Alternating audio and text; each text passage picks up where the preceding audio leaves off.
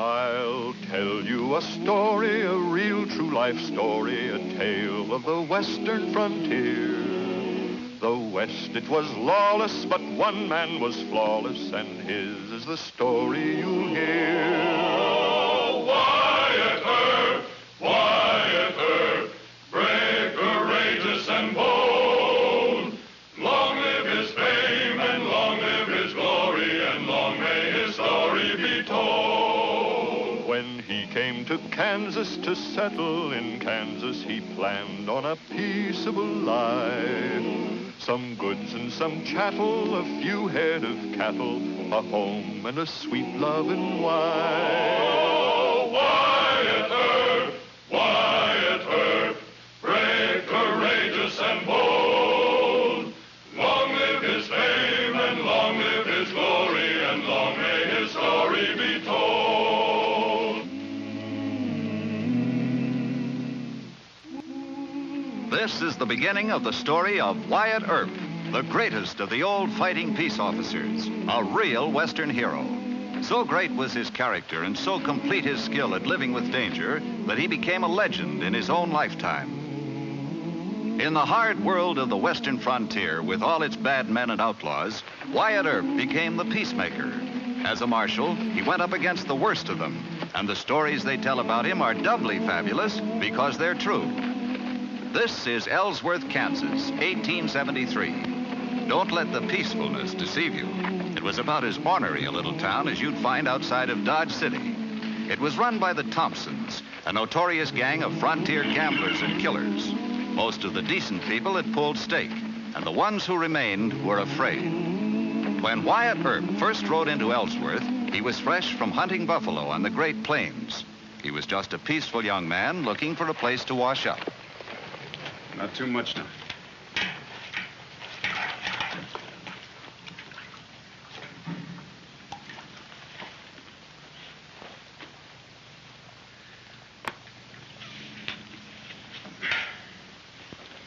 It's good, huh? You got enough? No betting, Dan. No betting, Dan. And remember, stranger, anybody that deals a game in Ellsworth cuts with the Thompsons. Oh, boy.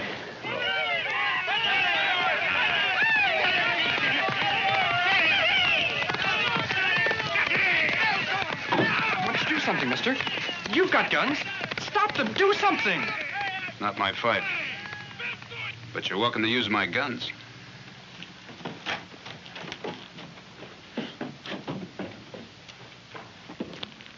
Don't say it. I know what you're thinking. I'm gonna say it. What are you gonna do about this, Whitney? Nothing. Real cowboys I can handle, but not this kind. I'm too old. That's why I sent for young Earp. Young, you say? Well, he ought to be 24, 25 by this time. A real trigger-happy gunfighter, huh? No, he's not a gunfighter. I've known him most of his life, and I've known his folks, too. I'm not even sure he'll take the job. But if he would, it'll make this a better town to live in. What makes you sure he can handle this crowd? He rode shotgun for Wells Fargo out in California. Never lost a dime or a passenger. And when it comes to pulling down a buffalo... I think we ought to leave things alone. I do business with these men. Good business. So do you. If I have to run a newspaper with their patronage, I'll close up. Well, I hope this Earp comes soon, Whitney.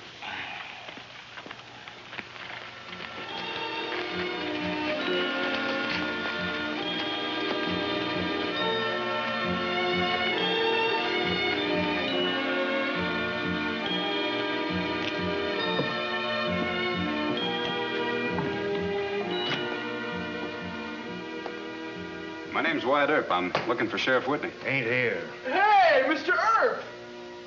Well, if it isn't Mr. Masterson. What's the matter? Don't you like the beds in the hotel? You joshing? The judge gave me 10 days or $50.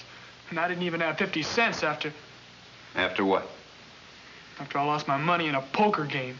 You just can't beat a crooked game, Mr. Earp. You got any objection to my paying Mr. Masterson's fine? Mr. Masterson. Why, that young rascal, he isn't I worth said it. I'd like to pay his fine. It's your money, mister.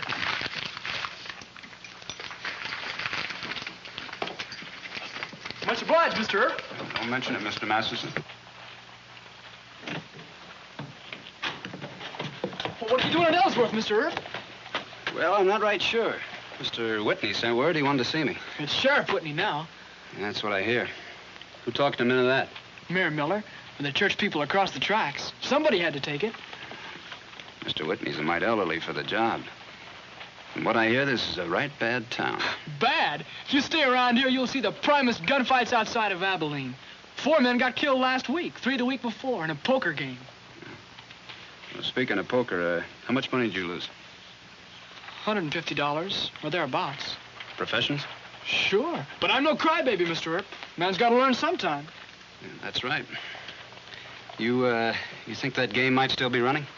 Guess so. Where? Shannon's bar. Come on. I thought you had to see Sheriff Whitney. Oh, that can wait. You know, I got a great respect for poker. Honest poker, that is. You might say I'm real fond of it. No, Mr. Earp. Cad Pierce and George Pashar run that game. They ride with the Thompsons. They're both mean and awful fast with their guns. You want your money back, don't you? How many, dealer? Give me 2. 3. 2.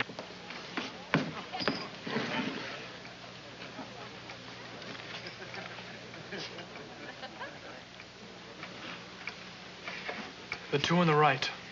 3 queens. Well, that's enough for me. What's the matter? Don't you want to stay to get even? Some other time. You stay out of this. Mind if I sit in? Table stakes, mister. It'll cost you 100.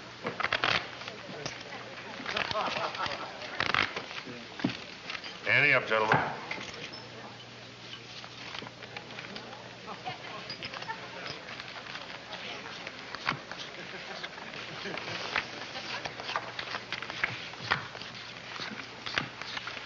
Hold it. You didn't deal me the top card? You sure you want to say that, Sonny? I'll put it a little plainer. I think you deal a crooked game. Same goes for you. Don't try it. Now get out. Both of you. Go on, both of you.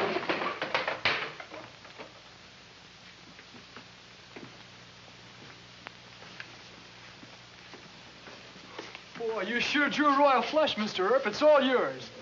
All I want's my 100 and 150 they took from you. Losers in the game divide the rest. Help yourself, gents.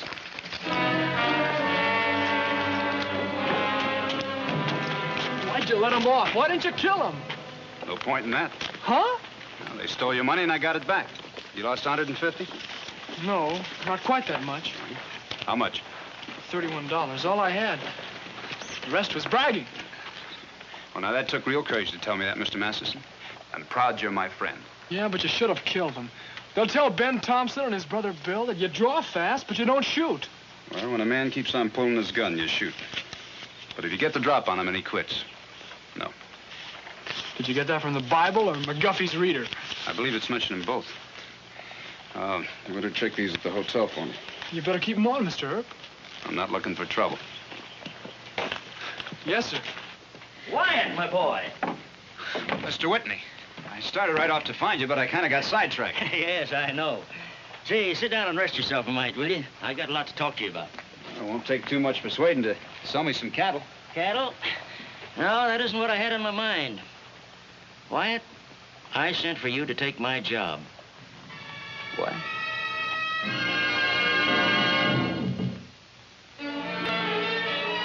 You sure do make it awful tough, Mr. Whitney. I owe you for a lot of favors. I just don't see me wearing a star. Well, is that so outlandish? I knew your folks back in Illinois. A lot of lawyers in the Earp family. Your father was a judge. That's right. But the Earps have done their share for the law. Anyway, the law out here means trouble. You get enough of that without going looking for it. Well, if that's the way you really feel about it. Yes, sir, it is. Sure don't like to turn you down, but all I want to do now is buy myself a little cattle spread and sit back and watch the steers grow fat. Sounds good. But let me ask you something. Why did you go up against 2 of the best gunslingers in the Thompson outfit? Because they cheated back? I don't think that was the real reason. No? What then? A sense of rightness that was born in you. Some men have it, some don't. Oh, look, Mr. Whitney, I'm sorry, but I just don't want the job. I can't say as I really blame you. One man hasn't much chance to civilize a hoodlum cow town. But if you won't do me the big favor, will you do me a little one? Yes, sir? Get out of Ellsworth real fast. After that gunplay you made... Uh-oh. Ben and Bill Thompson.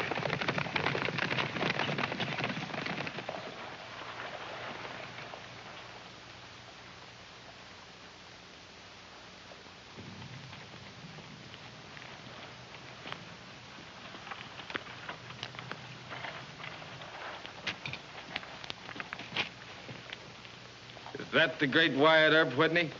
Now, don't get nervous, Ben. He isn't wearing his guns. Better check yours at the hotel, too. Is this the fool kid you're trying to make sheriff? What are you trying to do, pull a joke on us, Whitney? Joke's on me, Bill. He won't take my job. Go ahead, take it, Sonny. Run us out of town with your bare hands. I'm not looking to cause any trouble for Mr. Whitney. I'll let him run me out of town. That satisfy you? Yeah. Don't satisfy me. You don't make small of us with your jokes. You better cool off, Bill. You're drunk. Give me the gun. Sure, I'll give it to you. I've been wanting to give it to you for a long time, you meddling old fool. You drunken fool! At least I got me a sheriff. Come on, get out of town. I'll cover for you. Let's get him in the stores.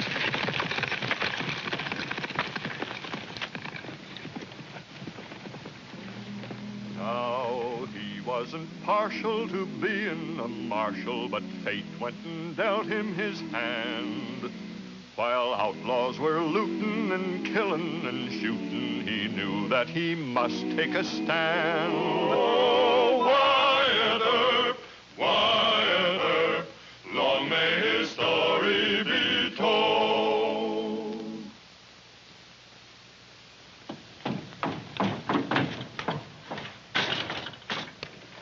Stay out of sight, Miller. We got this town treed.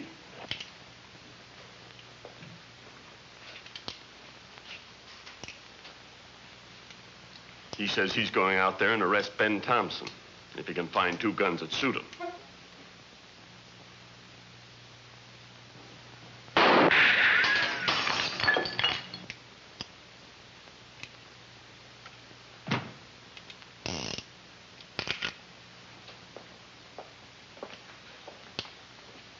Are you Wyatt Earp? Yes, sir. I'm Vic Miller, mayor. Sheriff Whitney was my best friend. He was mine, too. Did you come here without guns? No, sir. I checked them at the hotel. The Sears arrested on most of these.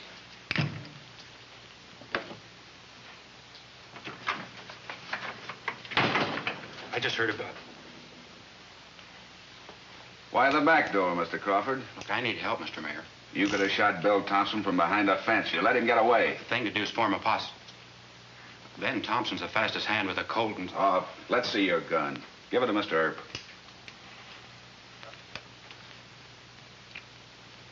Now, the dog's filed off. Well, I know I can just let the hammer go. I tend to shoot too quick. Maybe you ain't aiming to shoot at all. I guess I'll have to use these.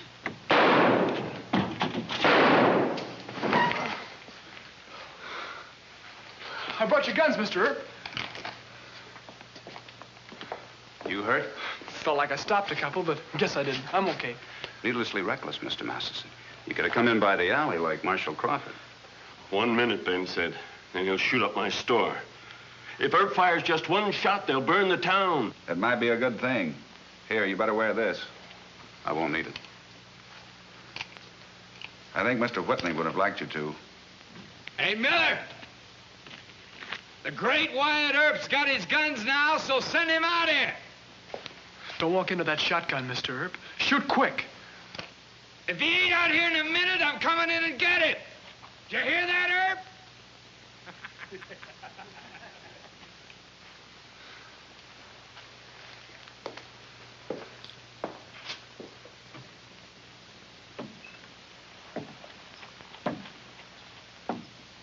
He didn't run.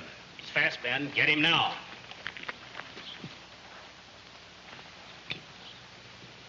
Ain't you kind of foolhardy, son, letting Miller pin a star on you and send you out here? You guys stay out of this, all of you. You've come far enough, Earp.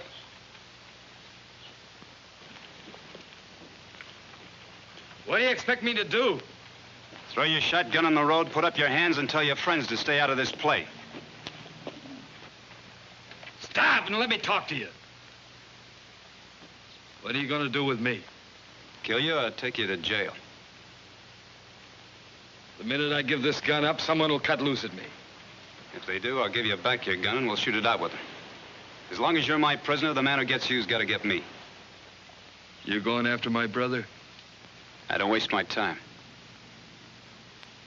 Now throw down your gun, I'll make you fight.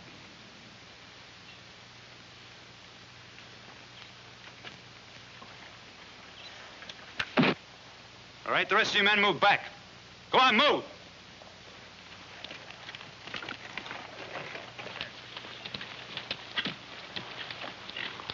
Come on, Ben. We'll go over to the Calibers. I think I could have gotten you. No, that isn't what you were thinking. No? No, you figured I might get you. If you had, my men would have shot you down. Yeah, but you'd be dead. Then who'd look after your brother, Bill? What are you, a mind reader? Nope. But I got brothers, too. I can understand how you'd try and save them from the rope if you could. Well, I'll be.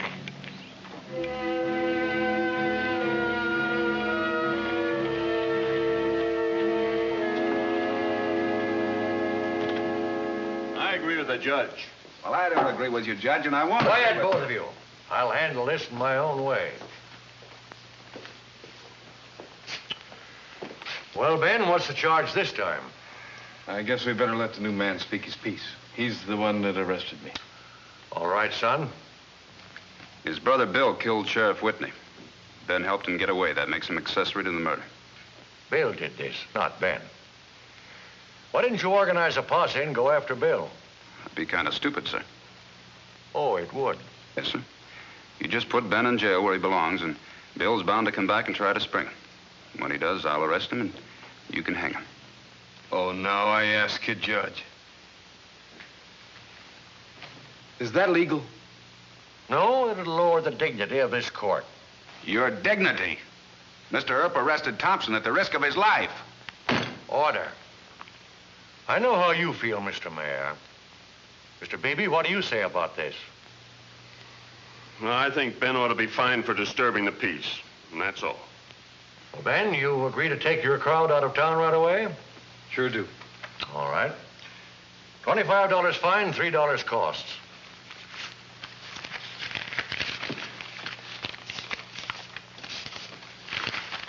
Do I get my guns back, Judge? Yeah. Sheriff, what's your name? Return Mr. Thompson's guns to him. Court's adjourned.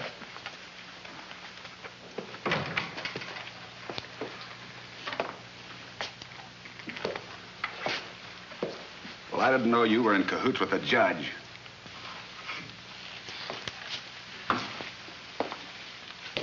Don't put him on till you get out of town. Of course not. Promised the judge, didn't I? Come on, we're riding.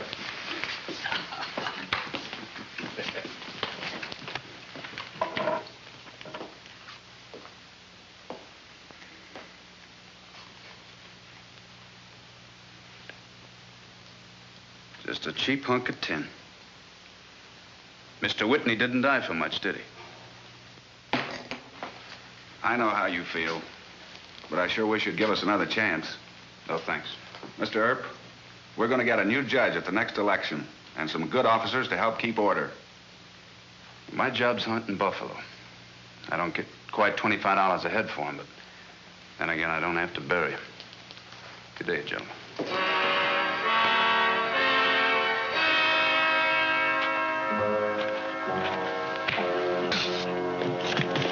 I'll learn you not to call Ben Thompson Yella.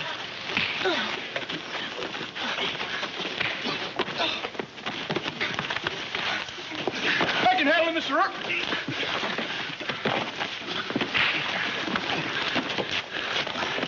it up again and I'll hurt you.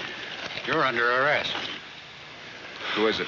Marshal Crawford. I thought you were still hiding. You won't be so brave when Judge Osborne gets through with you. Then this fellow Herb knocked Pete Logan unconscious with the barrel of a .45. That's a lie. He did it with his fist. Order. That means you keep your mouth shut. Well, Mr. Earp, who's stupid now? You are, sir. That's just what I wanted to hear. I fine you $50 for felonious assault. And I sentence you to 30 days in jail for contempt of this court. That's the law for you. Mr. Earp ran your friends out of town single-handed, and so you got... Shut up! You get 15 days in jail. For what? Vagrancy. Lock him up. So they call this justice. He started bragging that Ben Thompson had left several gunslingers in town to take care of you. So I asked him why Ben didn't stay himself. Now, is that vagrancy, Mr. Earp? Nope. Well, just what is vagrancy? Well, if you're playing poker and you win, you're a sporting man. But if you lose, you're a vagrant. So you're in jail for being honest, and I'm here for being poor. Now, what kind of law is that? Just the Ellsworth brand. Oh, but it could have been a lot worse. How? Well, they could have caught you drawn to an inside straight.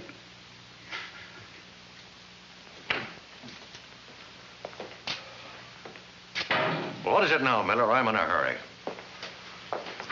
Just a little story I'm telegraphing to the Capitol. The governor might like it for his paper. I thought you might like to look it over. No law west of Newton. No God west of Dodge. Well, that means Ellsworth. Are you aiming to get me in trouble with the governor? I don't think you've got the nerve. Until today, I don't think I did have. Shyster Judge. The law on Ellsworth is a farce. Well, that's libelous. No, that's blackmail. Well, what is it you want? Wyatt Earp and young Masterson.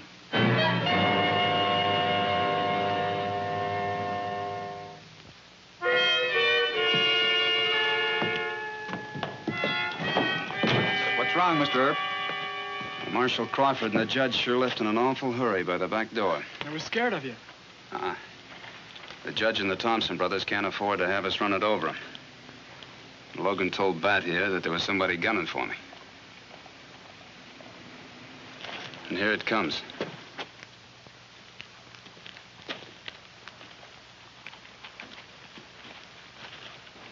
Get away from me, both of you. Go on.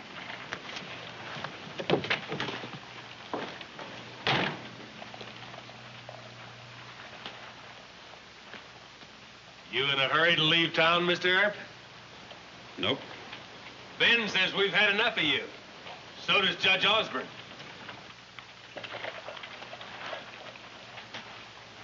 What do you think? Get out.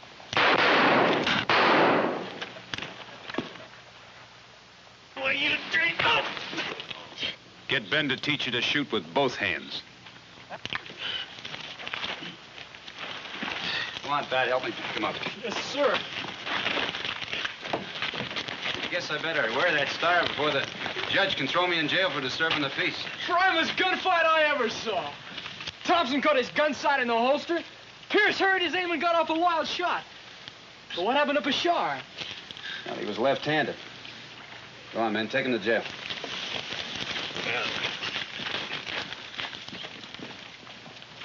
Much as I hate losing good customers, Mr. Earp, it'll be a pleasure having you around. Can you imagine that? The odds were 3-1 against you, Mr. Earp. Well, let's forget about gunfighting odds, Mr. Masterson. But I've noticed that you give very little thought to the odds in poker. Why, do you realize that the odds against your drawing a straight flush are 65,000 to 1? And in drawing to one pair, the odds against your improving that hand are 360 to 1. Oh, it's a risky business, poker.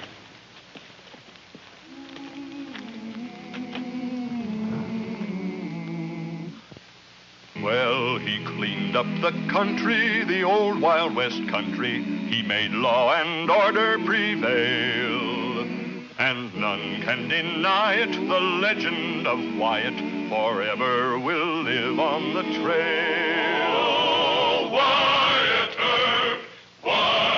Earp, brave, courageous, and bold.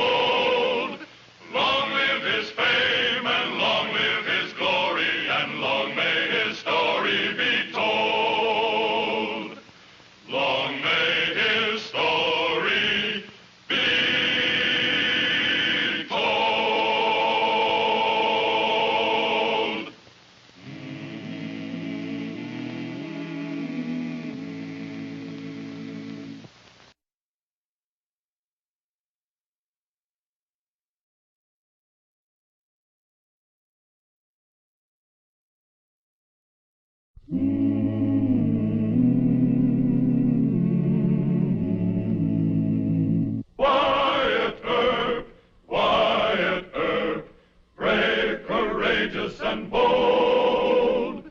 Long live his fame, and long live his glory, and long may his story be told.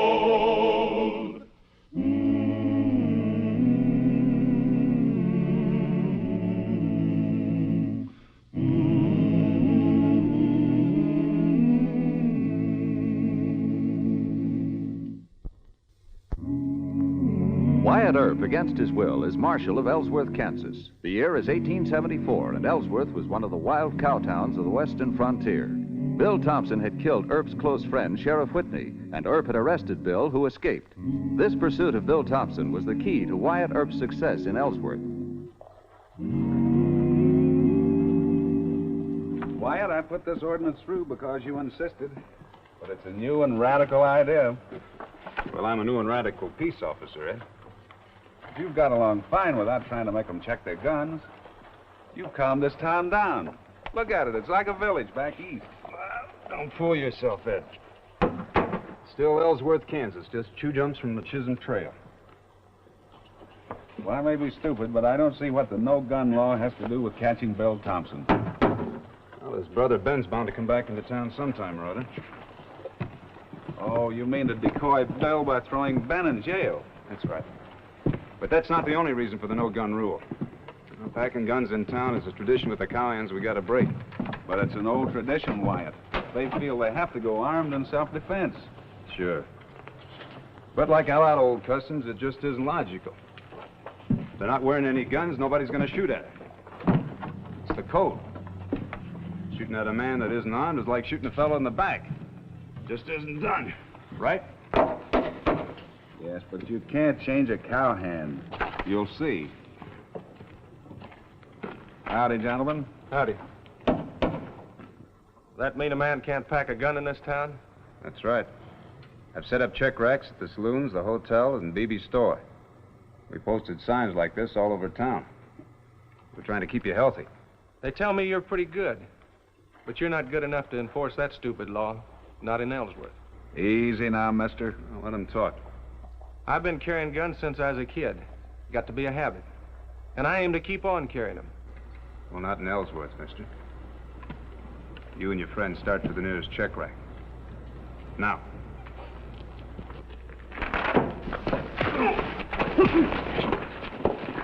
Make a move. Now drop your gun. Left hand.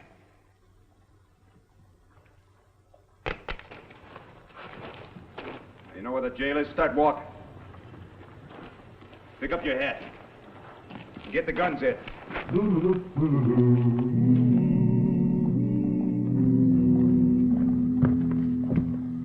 They wouldn't check their guns, Mike.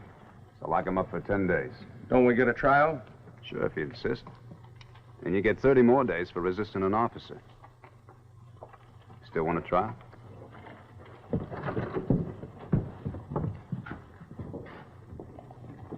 Mr. Earp, sir.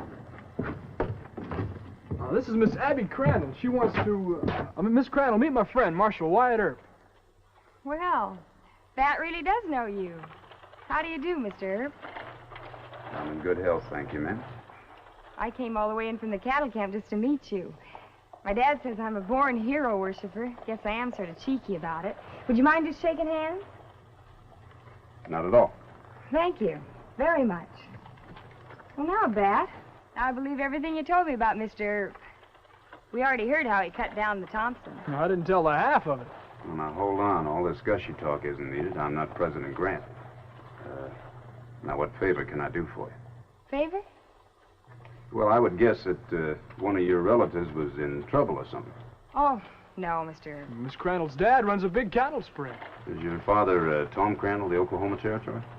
Mr. Earp is suspicious of me, but all great marshals have to be that way. You see, I've met Mr. Hickok of Wichita, and Mr. Bassett of Dodge City, Mr. Luke Short of Abilene. She specializes in marshals. And now I can brag that I met the great Wyatt Earp. Well, thanks for introducing us, Bat. Hope I meet you again real soon. You too, Bat. Same here, Miss Crandall. You weren't too polite, Mr. Earp. I wasn't intending to be. Well, she's the nicest girl I ever met.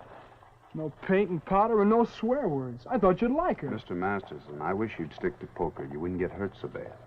Sir? Didn't it ever occur to you that Miss Crandall may not be telling the whole truth? No, what do you mean? Well, she smiled with her mouth, but there wasn't any smile in her eyes. Didn't you notice that? No. And that story about her riding all the way into town just to shake my hand. Huh? Well, you're famous, Mr. Earp. No, that's just local notoriety, that's all. Well, I'm not trying to say that she's going to lead you into a life of shame. A life of shame with her? Why, Mr. Earp. Why, Mr. Masterson. You know, I think the time has come for you and I to have a serious talk. Excuse me, Wyatt. I just heard the new prisoners talking. They say Ben Thompson's in town. Where? The Red Dog Saloon. I sure hope he's wearing his gun. Now, you stay here.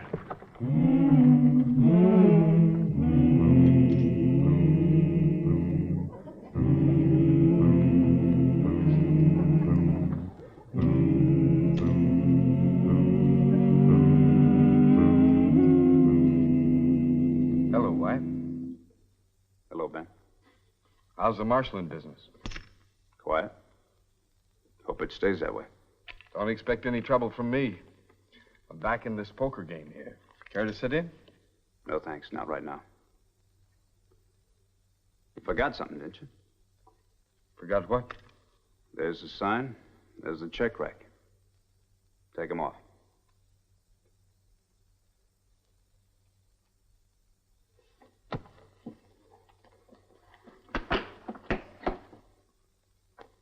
Now, let's go see the judge. Judge Osborne ain't gonna back you up in that gun-checking monkey business, and you know it. Well, let's see what the judge says. Well, all right. I think it's a fine state of affairs.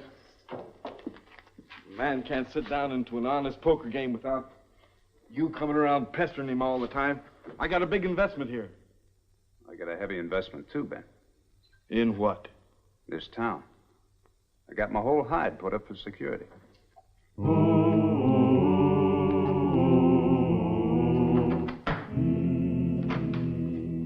T, we asked Judge Miller to come in a minute? Yes, sir. Hey, Judge Miller? where's Judge Osborne? We don't have Judge Osborne anymore. He left town last night, Ben. For good. The governor made him resign and appointed me. Judge Miller, I found Ben and the Red Dog wearing his guns. Did he try to resist you? No, sir. Very well. That'll be 10 days in jail, Mr. Thompson. Just name the fine. I'll pay it. The jail sentence is mandatory. Lock him up, Mike. This is the second time you've tried this trick. You don't want me. You want my brother. That's right. You think Bill's fool enough to come walking into a trap like this? Twice now I've let you run it over me, Wyatt. Next time, I'm gonna gun you. I'll keep that in mind, Ben. Put him in a clean cell.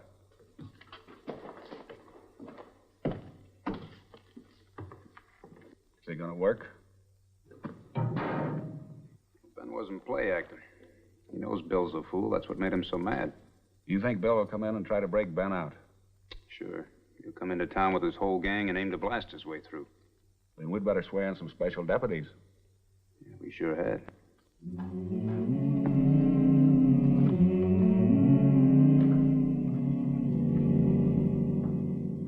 Here are the deputies. Oh. Why do you know all these gentlemen? Mr. Daly? Mr. Davidson? You, sir? I'm Jim Richards, Marshal. I met you at Sheriff Whitney's funeral. Oh, that's right. Well, now to explain this, I better tell you what I know about the Thompsons first. With the exception of Bill's escape last week, they've only pulled one other jail delivery. That was in Hayes, Kansas, March of '71. Now, Bill was in jail for robbing a stage. Ben and about 12 gunslingers rode up to the jail and started a big palaver with the sheriff. And under cover of this, 2 men, on foot, sneaked around back and blew a hole in the wall with dynamite. They yanked Bill out, put him on a horse, and the job was done. But Wyatt, what makes you so sure they'll try the same thing here? Ben's the brains of the outfit, and we got him locked up. Bill is too stupid to think up a plan of his own, and he admires Ben too much to even try. I don't want to seem too positive about this, Ed. You're the boss. No, I think you figured it pretty close. Well, then here's the layout the way I see it. We station men at these points. Here, here, and here. We let Bill make his fight talk right here. But we don't do any shooting until the dynamiters are spotted.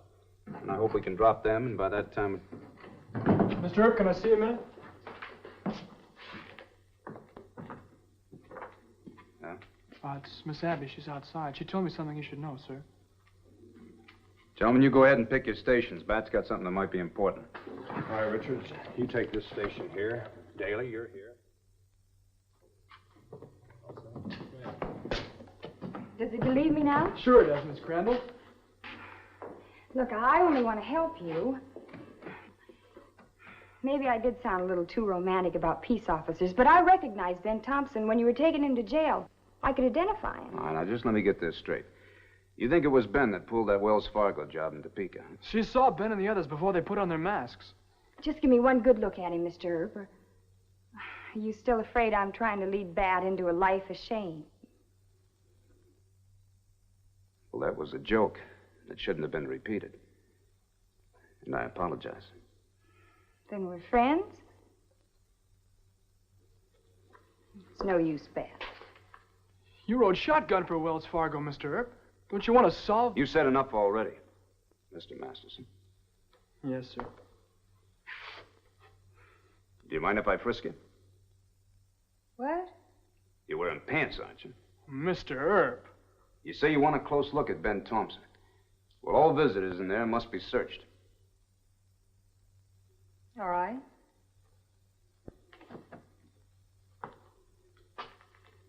Nothing personal, man.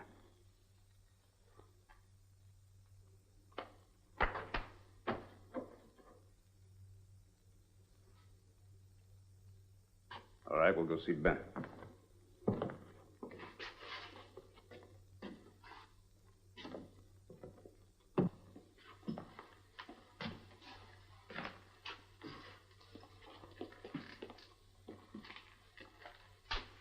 Well?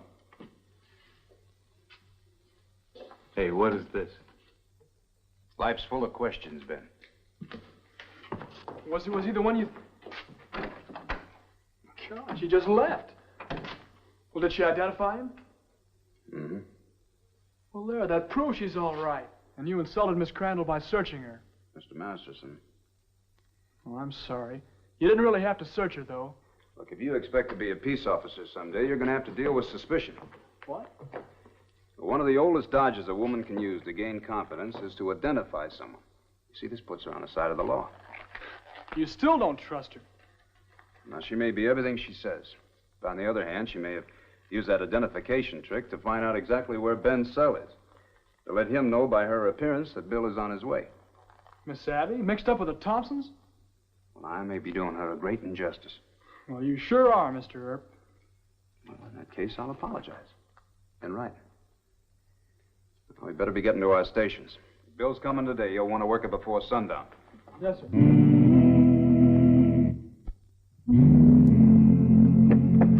Mr. Earp, they're coming. So quick? Are you sure? Yes, sir. I saw them stop to get organized in the picnic grove. Well, you better go tell Judge Miller. Wait. Remind him we don't want anybody killed. They'll give us no information dead. Tell him not to hurt Bill's horses, huh? Yes, sir.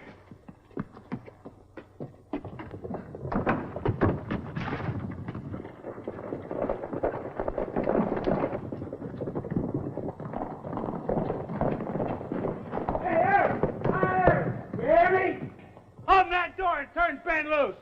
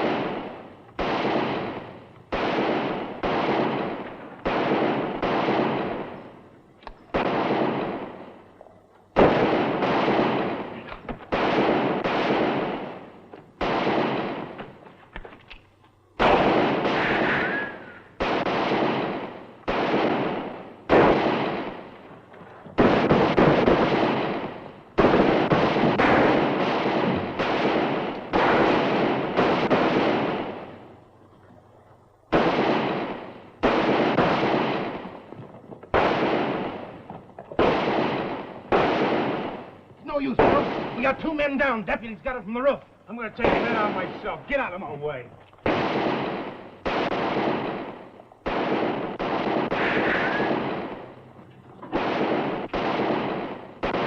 Ben, I'm coming to get you out!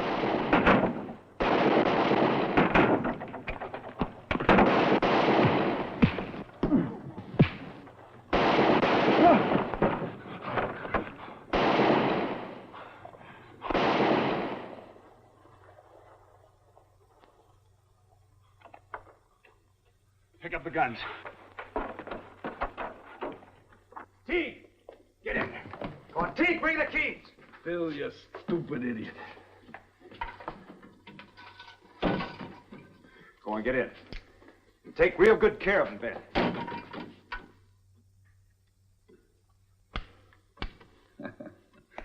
No use trying to beat you. I vote we call it a night.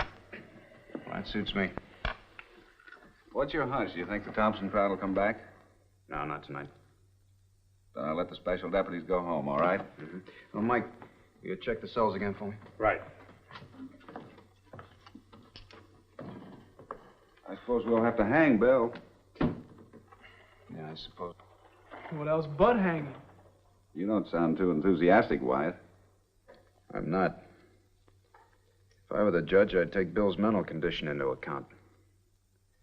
I saw his eyes when he killed Sheriff Whitney. I got another good look at him again today. We ought to think about it, Ed. Well, we'll see. Good night. Good night. You know, you could have been killed taking Bill the way you did.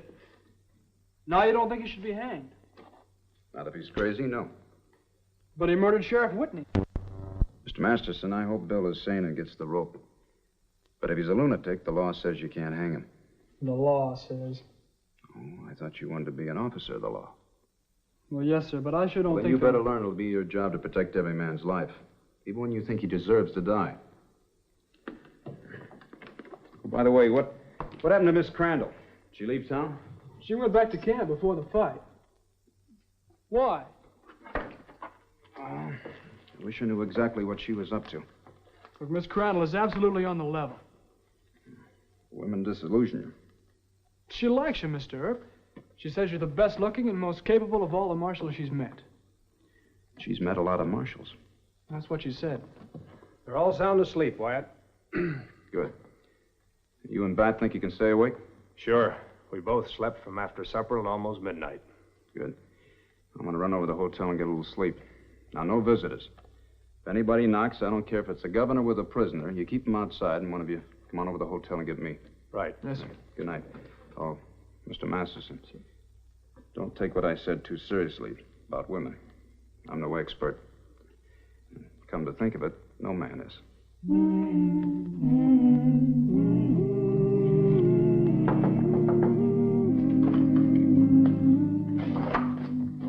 Let me in, quick. Miss Abby, what's wrong?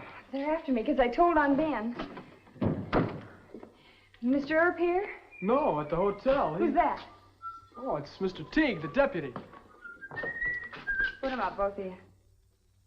Miss Abby, you with a gun? Take his keys. You drop your gun belt with your left hand. You must be loco. Trailing with the Thompsons. Shut up. Now through that door, both of you. Go on.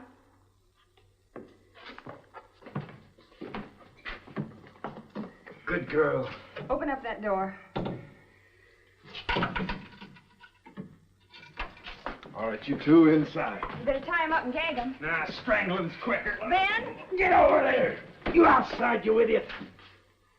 Any more of that, and I'll leave you right here in the cell. Why don't we? I don't like you. You've done a good job. Now, where's the marshal? He's at the hotel. The horses are right around the corner. We better get out of here fast. No, we got business first. What do you mean? I promised to gun Wyatt, and that's just what I'm going to do.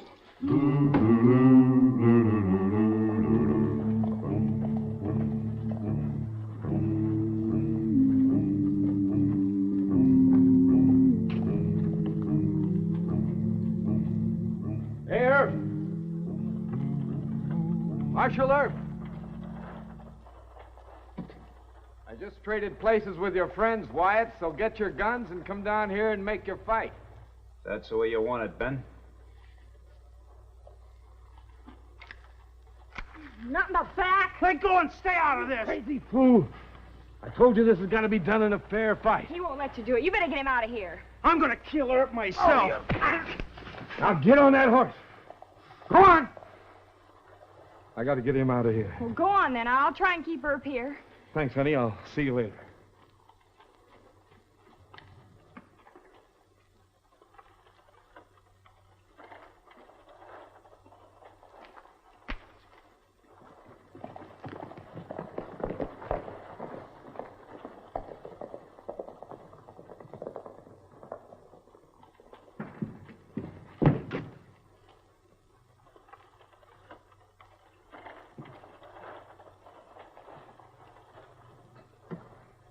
Bill wouldn't let Ben make a fair fight. Don't start for your guns. You're fast, but all I gotta do is pull the trigger. I didn't quite guess it, did I? Not quite. So you're one of Ben's girls, huh? I'm his girl. The only one. Oh. Well, what about his wife in Wichita? You're lying. And there's Nita Dreves in Amarillo. Gene Prentice, who lives in Dodge. I don't believe you. Now, what about Alice Mabry? She lived right here in Ellsworth. She went to Denver and killed herself when Ben left her. Oh, Ben gets around living his kind of life. It comes in handy having a lovesick girl like you in every town in the circuit. No, I did guess you wrong. I thought you had brains. But to think that Ben Taunton cares for you is just plain stupid.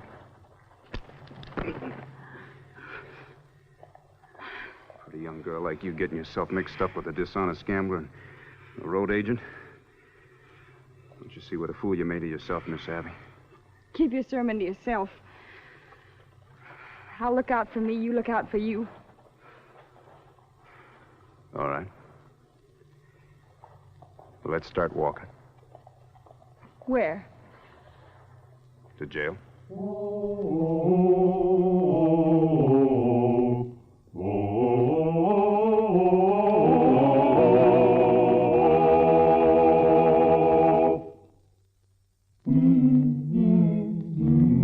Women.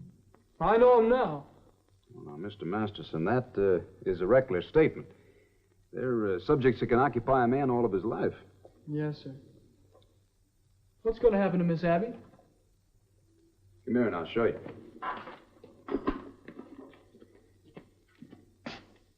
You're welcome, Miss Abby.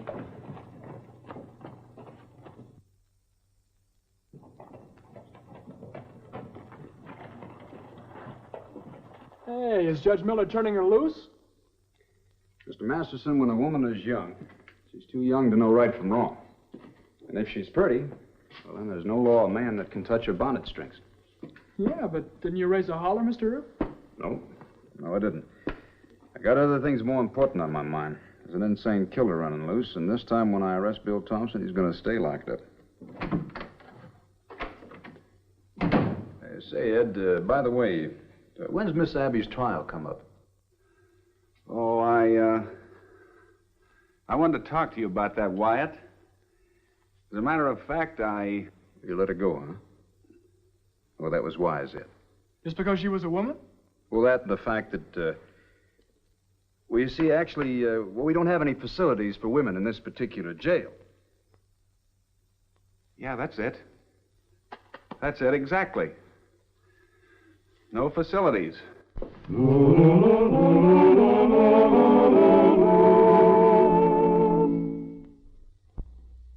Well, he cleaned up the country, the old Wild West country. He made law and order prevail.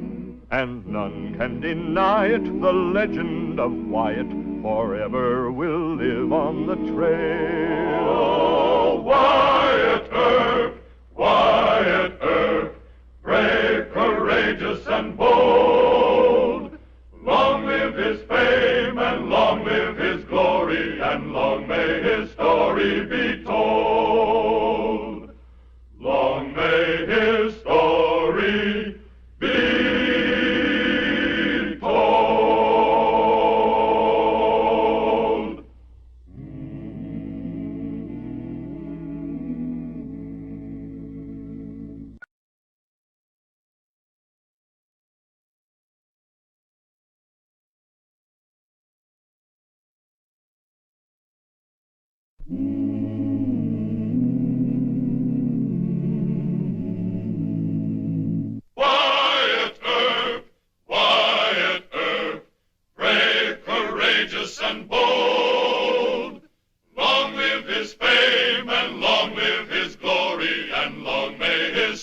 story be told.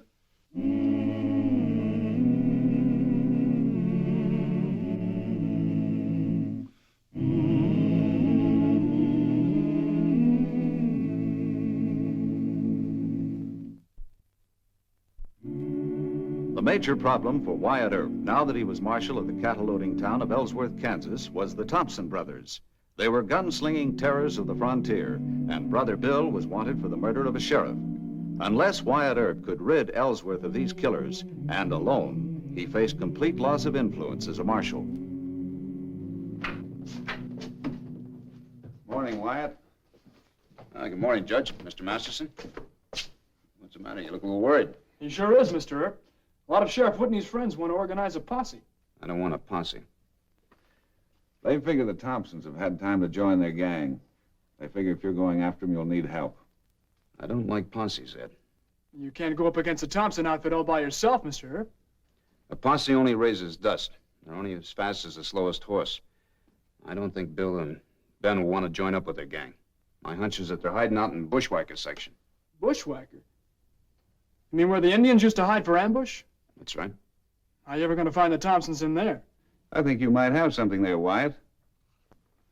I can explain your theory to the men who sign up for posse work. Ought to satisfy them for a day or so.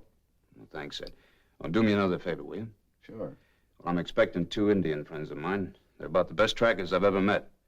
And I'd like for you, as the judge and mayor, to meet them. Indians? That's right.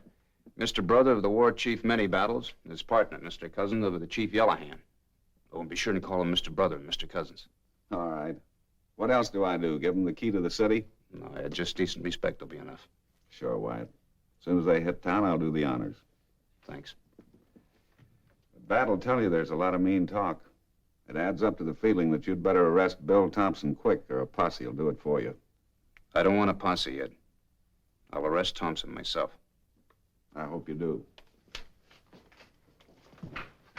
Aren't you putting too much faith in those Indians? No, they're good men. So you and the judge think I ought to turn my job over to a posse before they take it away from me, huh? Well, what if the Indians do find Ben and Bill? You can't go into that place all alone, Mr. Earp. You better take me with you. You still want to be a marshal someday? Yes, sir. Well, then you better start learning what the job means. It's lonesome work, Mr. Masterson. You can't let a bunch of hot-headed citizens tell you what to do. You use your own head, get into your own brand of trouble, and think your own way out of it when you can. But always be ready to shoot your way out. But you go it alone. In the Bushwhacker? Well, now, that's just a section of country full of rocks and brush.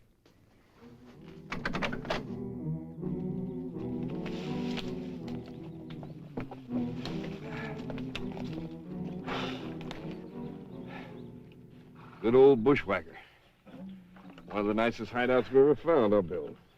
We should have brought the boys with us. Nah. Why don't you drink some water for a change? Now, if Earp comes in here after us, you're gonna wish we had more guns. Earp ain't gonna come in here. Even if he guesses which direction we headed, he ain't gonna come in here. He's got more sense. And what if he did? Hey, you hear anything?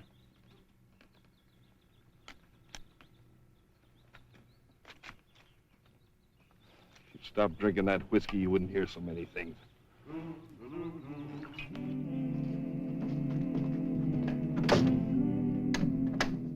Lehaya. Lehaya. Lehaya. Mr. Brother, Mr. Cousins, shut the door.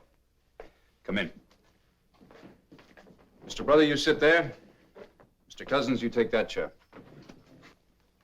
Giovannini, Merkin. Mr. Brother, crack joke? He says, Mr. Earp, first time we treated like American. You tell him it's a good joke.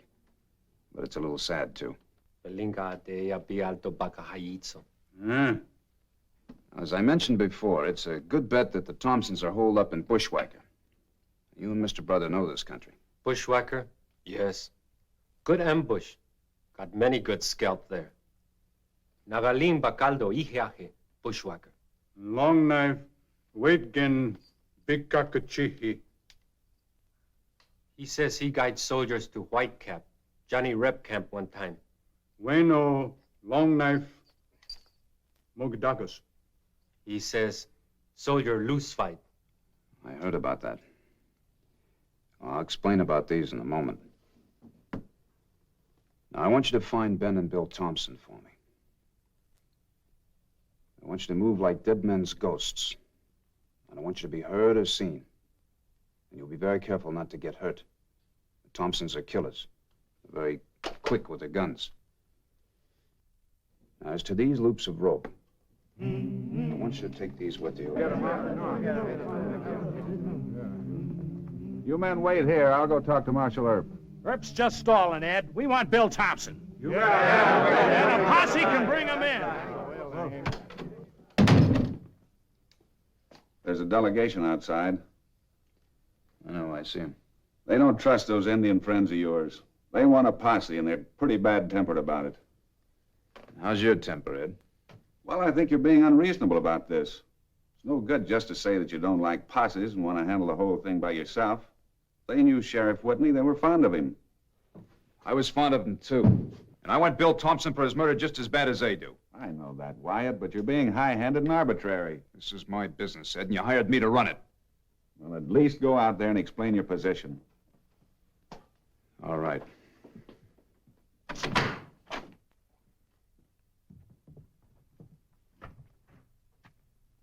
Well, Judge Miller tells me you gentlemen want to go after Bill Thompson. We can't trust a couple of Indians. We want real action, Earp. All right, Mr. Davitt. Then you can lead the posse.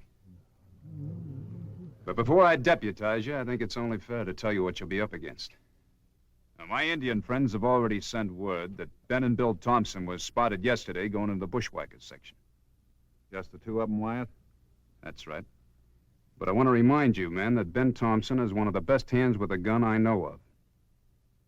He's already killed 18 men in gunfights. Now, his brother Bill's not near as good, but he... They don't scare us, Earp. Well, they're enough to scare me. Now, have any of you men ever gone to that tangle of brush and rock before? Well, a whole Union outfit went in there a couple of years ago, as Judge Miller may recall. They were cut to pieces by a handful of Confederate soldiers. Now, how many men does your posse expect to lose, Mr. Davitt? Well, I give you an estimate. In my opinion, Ben and Bill Thompson shooting from ambush could kill about 10 of you. But, Wyatt, if you lead the posse... I won't do that. I don't believe in the idea, and I won't be responsible for good men being killed unnecessarily. All right, you refuse to do your duty. It's not my duty to lead inexperienced men like you into a massacre. Well, we certainly got a long way with that, didn't we? He could be right, you know. He's lost his nerve. He's treating us like a passel of greenhorns. Now, whoa here. I'm sure that You stand up for Earp no matter what. Come on, man. We'll report back to the others at the meeting. Ellsworth may have a new marshal and a new mayor in about 3 days.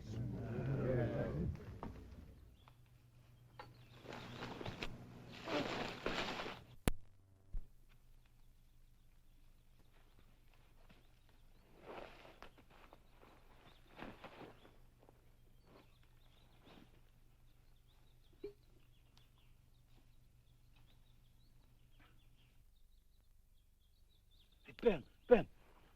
Wake up, Ben. Look it. It's Earp. He's found us.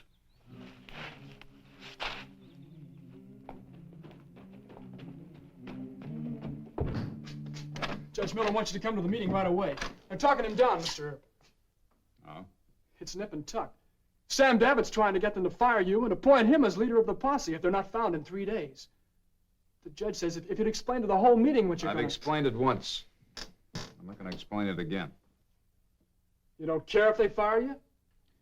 Nothing much I can do about it, Mr. Masterson. I've said all I'm going to say. Well, you can't just sit there and let things happen.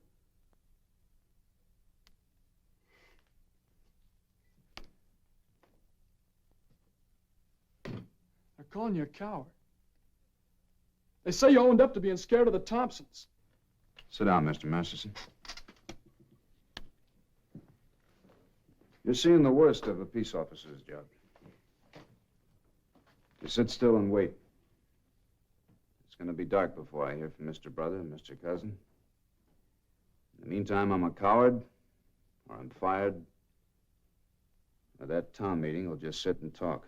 It just isn't fair. Well, what would you do? Lead a posse into an ambush, let a couple of them get their head shot off? Well, what else? What if the Indians do find Ben and Bill? It'll still take a posse to get them out. You can't go in there alone. Yes, I can.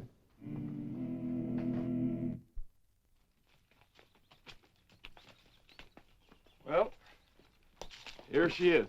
Yeah. Yeah. Is that all you got to say? You give me more credit than that? Well, you're the smart one of the family. You'd be smart, too, if you didn't addle your brains with that whiskey. Took me a half a day to find this place. That means it'll take Earp 6 days, even if he knew it was here. How about a swig of whiskey to celebrate? Huh, Ben? That'll settle your nerves quicker than whiskey. I don't know why I string along with you. All right, then. Go ahead and leave me. I would. But you're my dear, crazy little brother. Now let's get inside.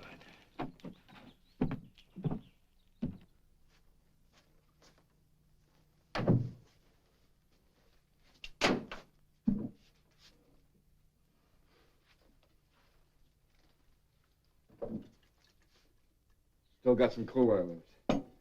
Where are the matches? In your pocket. Find them, you're so bright about finding things.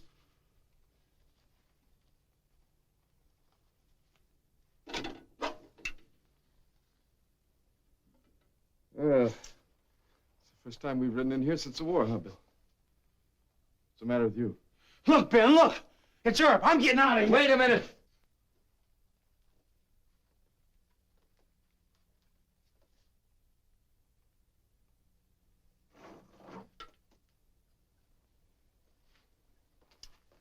Moccasin tracks.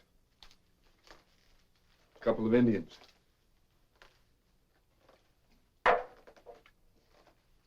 Earp must be hiring them. But we can't stay here, Ben. They'll tell them just where we are. That Earp. All the sneaky, underhanded tricks. He's trying to work on me. On you? That's for me. And I ain't staying here and being cornered by Earp and his posse. Bill! Use what few brains you got left. Yeah. Maybe I'd better. Yeah, maybe you'll turn me into Earp. Turn you in. Look, haven't I always kept the law off your neck? You're my brother, and I'm stuck with you. Just the same, I'm getting out of here. Bill! Earp's not coming in here after us. But why ain't he coming after us? Because I know him. I know how he thinks. The rope trick is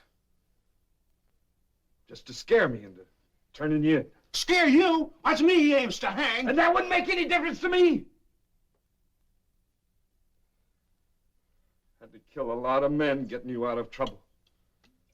Besides, what would Mom think if I...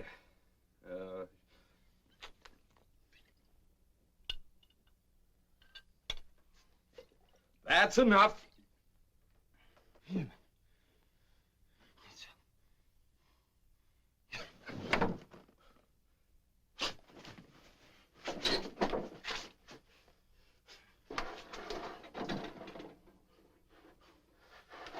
Oh, for gosh sakes, Bill.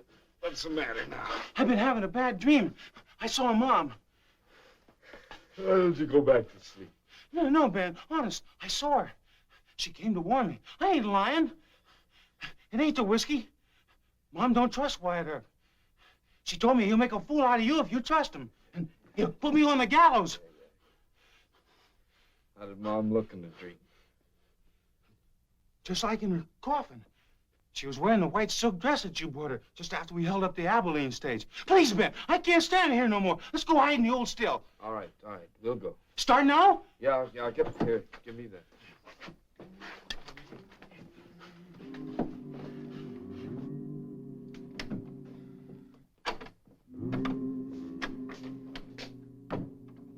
Bad news, Wyatt. The time is up. The posse forms in the morning, Mr. Earp. If you won't lead them, I'm ordered to. Won't you reconsider? No. I know what they're doing, and they don't.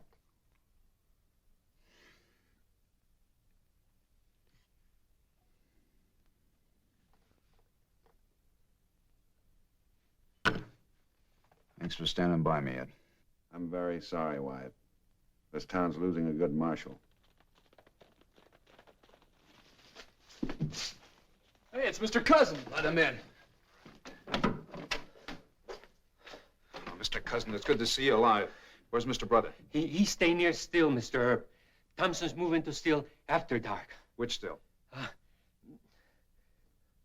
I make picture.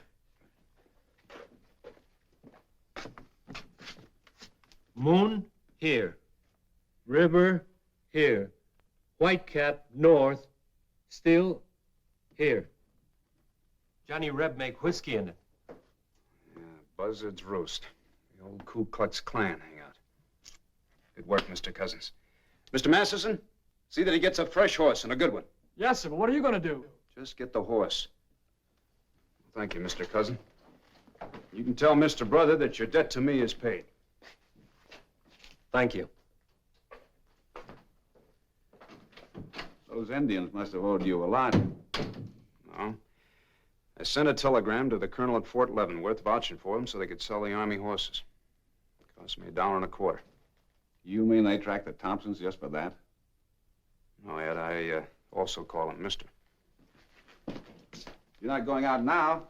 It'll take over an hour to round up the posse. Ed, I told you, no posse. But the time is up. I don't care whether it's up or not. Wyatt, it's suicide to go in there alone.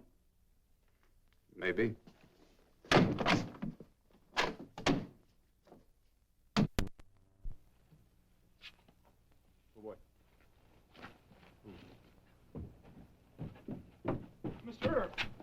Mr. Herb, please, let me go with you. Not this time.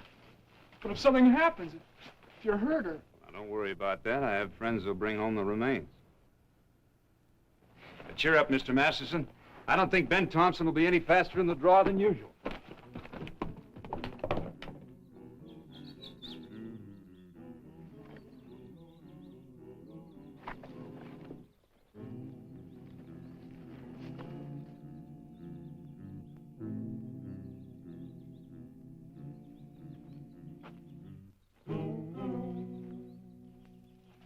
Ben? What you got there? Nothing. That's Indian for the last message. Well, let him come. I'll splatter him all over these hills. Yeah, we'll both gun him. I want him alone, the fair fight. Oh, Ben, what's the sense in talking like that? We can pick him off with rifles. Because he's mine, that's why. He's tormented me and hounded me like a wild dog. It's me he's trying to drive crazy. Well, he ain't gonna get away with it. I'm a better man than he ever was. So you stay out of it, you hear? That's fine, Ben, fine. But I can't trust you. Ben, I swear. What's that? Well, that could be him. So you get on your horse, ride down to the river, and wait for me there. No, Ben, I've got a good mind to put an end to this whole thing. Don't, Ben. I'll go. I'll go.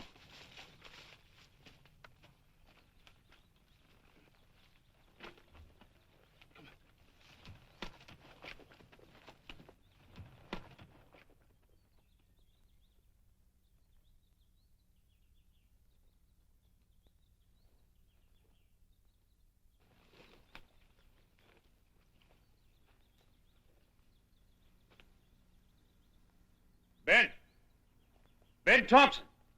And you what? That's right. I want your brother. Bill ain't here. You got a posse with you? No. I came alone. Well, that's just the way I want it. I'll be right out.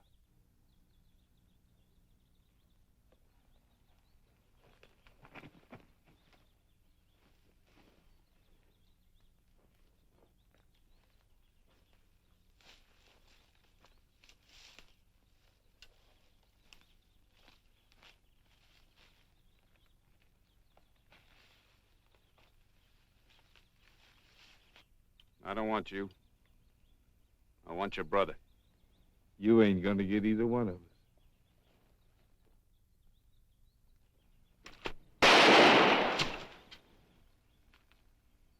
Hold it! You're not very fast with your left, Ben. I don't want to have to kill you. Bill got away.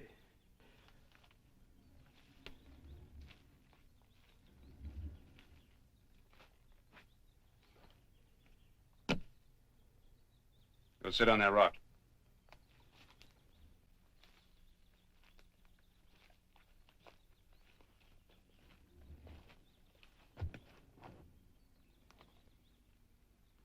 You got a cut artery.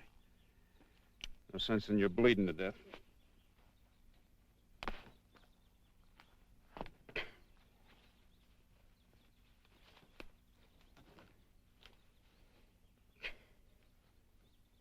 I don't understand you, Wyatt. Guess not. You had a chance to kill me, and you didn't take it. Won't even let me bleed to death. Why? I want Bill. To hang him? Law doesn't hang a crazy man. People down in Ellsworth don't know that. They're not the law. If you had any sense, you'd bring Bill in yourself. Sooner or later, he's bound to be killed. Maybe you'll go down with him. Maybe I won't. Well, then he'll turn hopelessly insane. A babbling lunatic on your hands. Nah, he wouldn't do that. Well, that's the deal I offer you, Ben. You bring Bill into Ellsworth, and I promise he'll be treated fairly. I don't take your promise. Wyatt.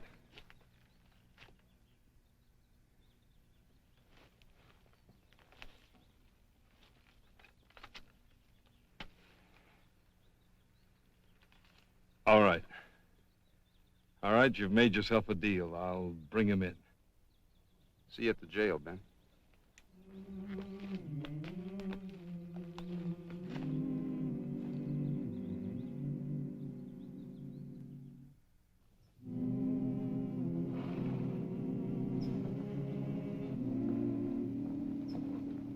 Wyatt, you didn't find the Thompsons?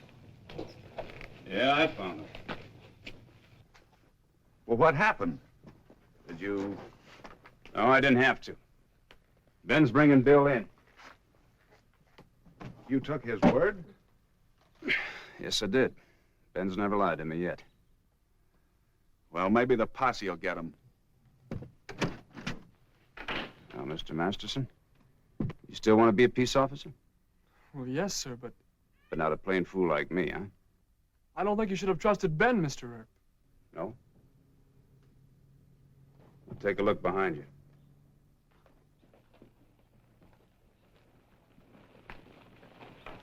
Well, you're right prompt, Ben. Would have been here sooner, but he got a little violent about the deal.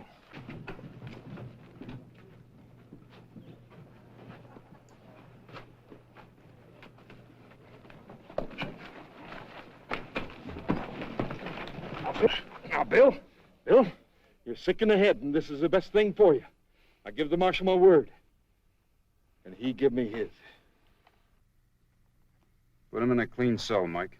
Make him real comfortable.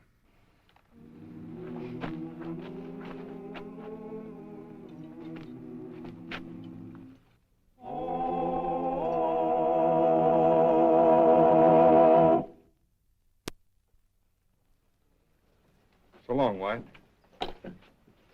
So long, Ben.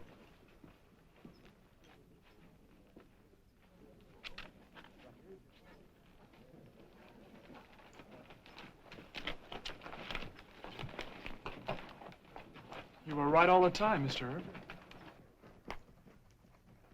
Sure. I could have been just as right and got killed. Or just as right and got fired. Yes, Mr. Masterson. I'm now a great marshal again. Well, that's the end of school for today.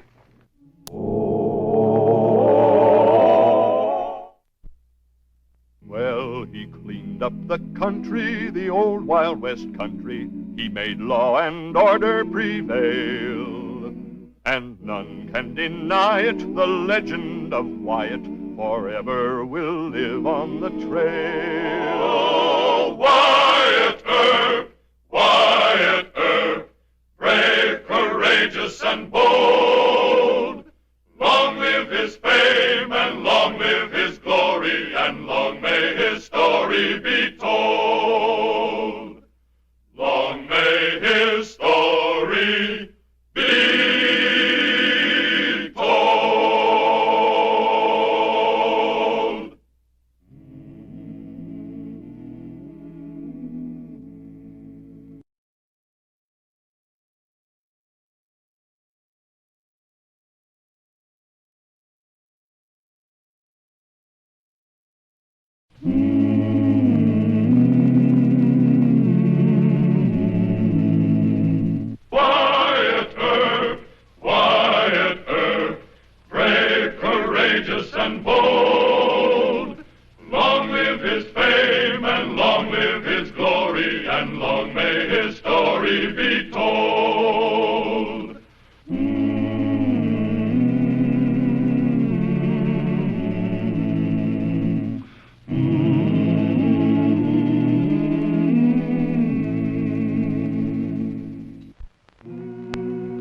Though the war ended in 1865, there were sections of the land where passions were still flaming in 74. And Wyatt Earp, as Marshal of Ellsworth, Kansas, finds himself embroiled with cowmen of strong, strong views about that war.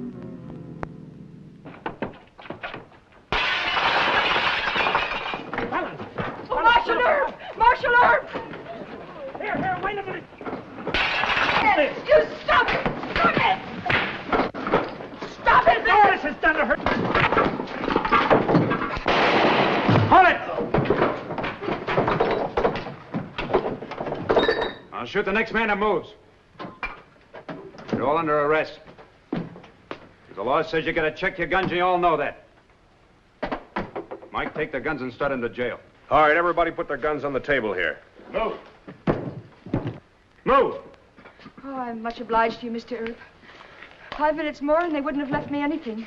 They'll have to pay for it, Mrs. Danaher. You go on and help Mike take him to jail. Yes, let's go.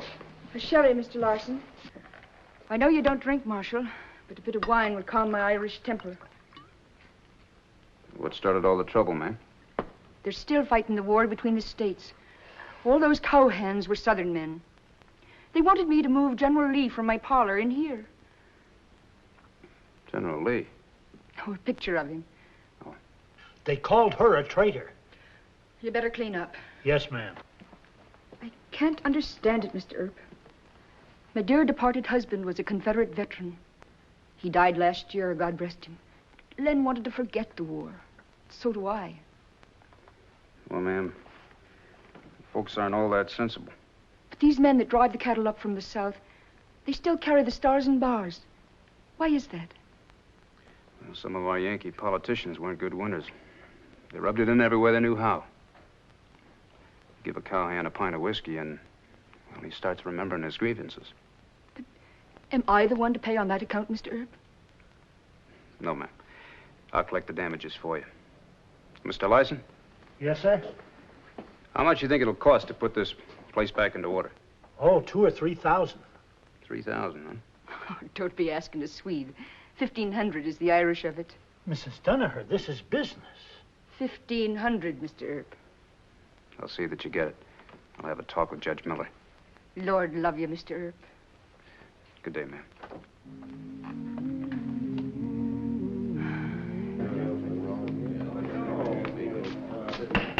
All right, men, stand up. Judge Miller. Take your hats off. You men are charged with drunkenness and malicious destruction of property. I suppose that's your idea of fun, wrecking a poor widow's only inheritance. Now, just a minute, Judge. We got something to say here about this. Order in the court. Marshal Earp, what's your recommendation here? I think between them they ought to be fined $1,500. Stay in jail until they pay it. Oh, sure. That's Yankee justice, Judge. Order. The court finds you $1,500 pro rata. You'll be held in jail until payment. Deputy Teague, remove the prisoners. All right, man, this way. Come on. Marshal Earp. This is Marsh Murdoch, a newspaperman from Wichita. We've been friends for a long time. Oh, Mr. Murdoch. Glad to know you, Mr. Earp. I came here on business. Mighty important business for you, Wyatt. It's such an opportunity that I can't stand in your way. I'll see you later, Marsh. And I hope he turns you down. I hope not, Ed. Miller seems to think you're going to be the best marshal in the West.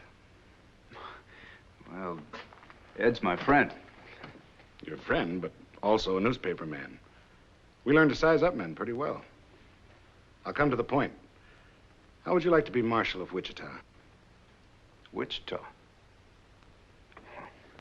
That's a mighty big job.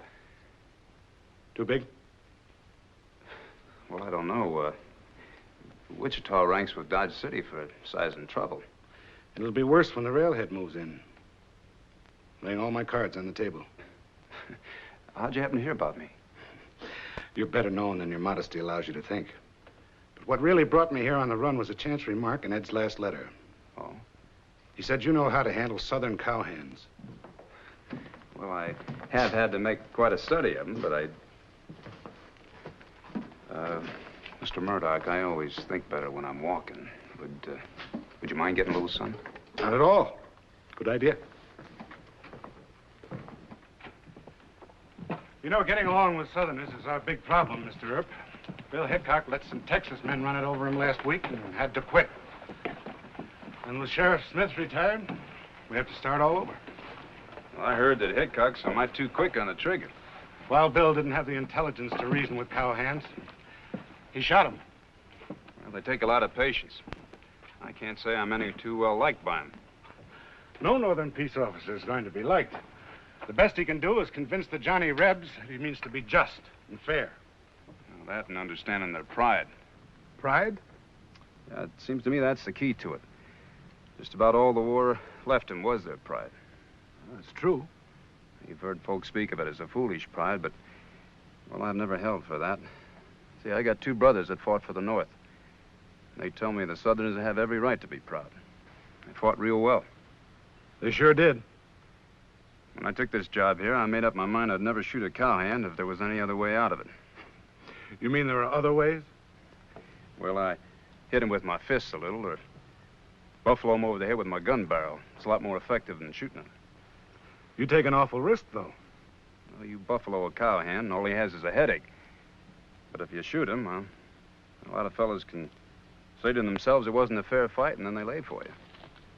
Well, you're right. What happens if the cowhands decide to stay in jail? Who's going to pay for that work? Well, then we'll all chip in. But I think they'll pay for it. What makes you so sure? Well, a cowhand hates to spend much time in jail. It hurts their pride. But what happens if they can't raise the $1,500? Well, then their bosses will pay for it. Hurts their pride, too. Pride? I never thought of the cowhand problem in just that way. You're the man for the job in Wichita. We can pay you $250 a month. Nominally, you'll serve under the new Sheriff Todd. But you'll be in charge of law enforcement. Well, what do you say? Well, that Masterson will want to come with me, but he's going to have to go to school. Ed Miller isn't too happy about my leaving. No, but he realizes with the railhead moving on to Wichita, this town will change from a cowhand whoop-de-doo to a normal community. Well,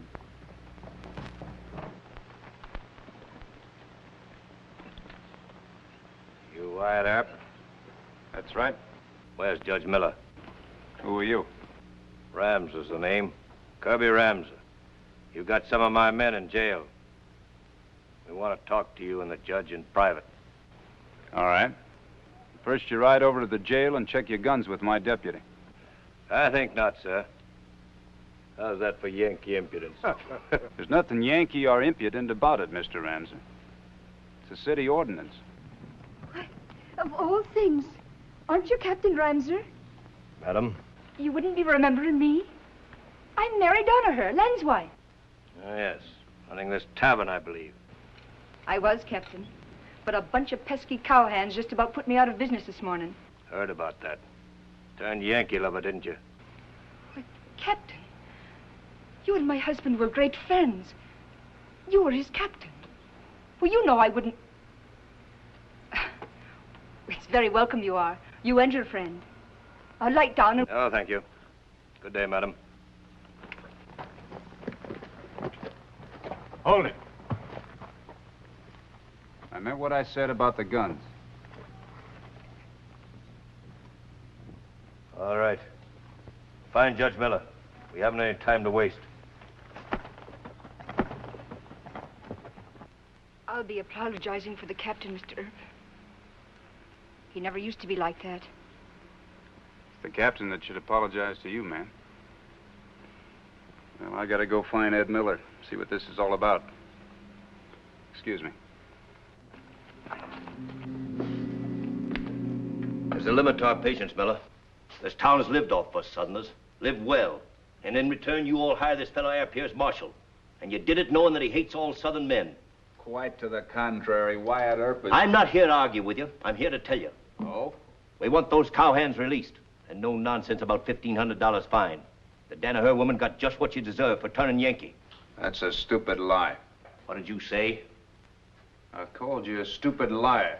Now, Wyatt, They made us check our guns. Now understand why. Gentlemen. Don't call him a gentleman. He's a liar and a fool. Why, you... I'll tell the judge what you really want. We want you fired. We'll give you just 6 hours to get out of town. You want to hear the rest of it? I do not. Well, you'll hear it anyway. If Air Pierre hasn't left Ellsworth by 5 o'clock this afternoon, we'll run him out.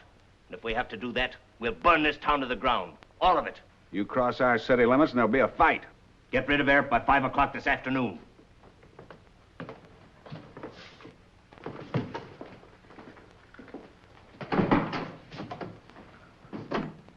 The Civil War all over again. Oh, maybe not, Ed. Ramser wasn't bluffing. No. But how many gunfighters can he raise? You know anything about the captain? He's a hot-headed professional Southerner. He owns a big cattle spread in North Texas. He can hire plenty of gunfighters in the camps. Well, shall I let him run me out of town? This is serious, Wyatt. We'll need to arm at least 100 men. Get the women and children to safety. Hold on, Ed. You may be overestimating the captain. Now, there must be another way to handle him. Is that the picture that caused all the trouble? General Lee, God rest him. Was he really better than President Grant? Well, if he'd have had the same number of men and equal equipment, he'd elect us. Why, Mr. Earp, you admit it. It's just my personal opinion, ma'am. I'm not a military expert. But going way down to the line to Captain Ramser, what do you know about him, Mrs. Donaher? Well, you can tell us, Mrs. Donaher. Ramser's given me until 5 o'clock to leave town. If I don't, he says he's going to run me out and burn Ellsworth. Joking you are. Nope. And it's all true. And a plague on that man. Him that was me own Len's captain and a great gentleman. He loves the South. It's more hate than love, Mr. Earp. You think he's a fanatic? Daft. Poor, wicked man. A great worshipper of General Lee. Yet he doesn't know that General was always praying that the North and South would live together like brothers, to forgive each other for what's past. I'll bet that Ramser doesn't even know the date of General Lee's birthday, or even his middle name. Let's see. Robert Edward Lee, born January 19th, 1807. Have I got it right? Go devil and come St. Patrick. You certainly have. Is there anything you don't know, Mr. Earp? Well, Lee just happens to be one of my heroes. But I don't know much about Ramser. You think he was bluffing? Was he cold sober when he threatened you? Hmm. Then he'll be after trying it, Mr. Earp. And don't take him lightly. Well, what kind of a following could he have? A few friends and a lot of money. And there's hundreds of Southern men in the cattle camps right now. Yeah. Mr. Masterson, I got a job for you. Yes, sir? I want you to take your horse and scout the camps. See if you can pick up a line on Ramser in a couple of hours. Oh, but Mr. Earp, if they catch him spying, he might get hurt. Don't worry, they won't catch me. Mr. Earp's learning me to be a marshal. Teaching me. When we get you into school, they'll pound the difference into you. Now, there are 2 things I want to know quick. Is Ramser coming at 5 o'clock, and with how many men? Yes, sir, I'll find out.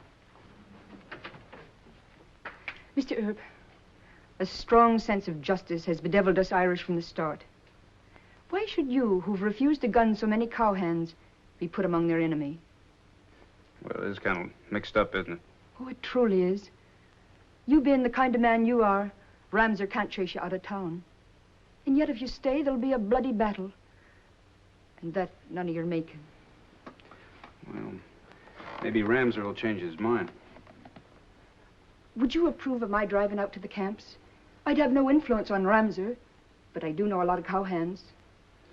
Ma'am, it's good of you to offer, but no. You'll hide behind no woman's skirt. Well, I'm not wounded and down to my last cartridge yet. Too bad. It was a silly whim of mine. Think nothing of it. I'll go count my liquor bottles.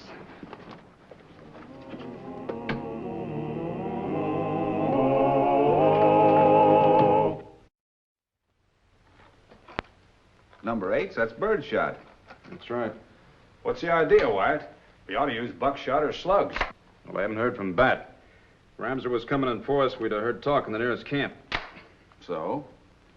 Well, either he's not coming at all, or he'll make some fanatical Johnny Reb move with just a few men. Well, you haven't been wrong yet. Of course, we could always meet Ramser with a posse, Ed. I heard about that posse ride to Bushwhacker, Ed. This time I could be right. Yes, you could. But if Ramser's coming with a small army, we haven't got enough to fight. If he's only going to come with a few men, then we can discourage him with some birdshot. I still say Ramser needs a double dose of buckshot. What do you think, Mr. Murdoch? I'm afraid I must agree with Mr. Earp. Killing Ramser might bring the whole Southern Army down on you. Thank you. Oh, just one more thing, you all Yankees. Be careful not to hit the horses. I never did meet a horse yet that cared a whinny about the Mason-Dixon line.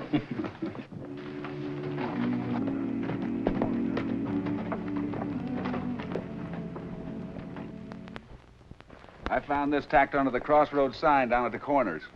Miller, tell Earp I'm giving him until 6 a.m. tomorrow to leave town. Kirby Ramser. Just a bragging faker. He talked too much for a real Johnny Reb. The real ones just come a-shooting. I don't know. Might have taken him longer than he figured to get his crowd together. Well, Bat should have been back here by now. I don't like it. You think Ramser might come in this morning? Well, Bat can tell us that. If they haven't caught him.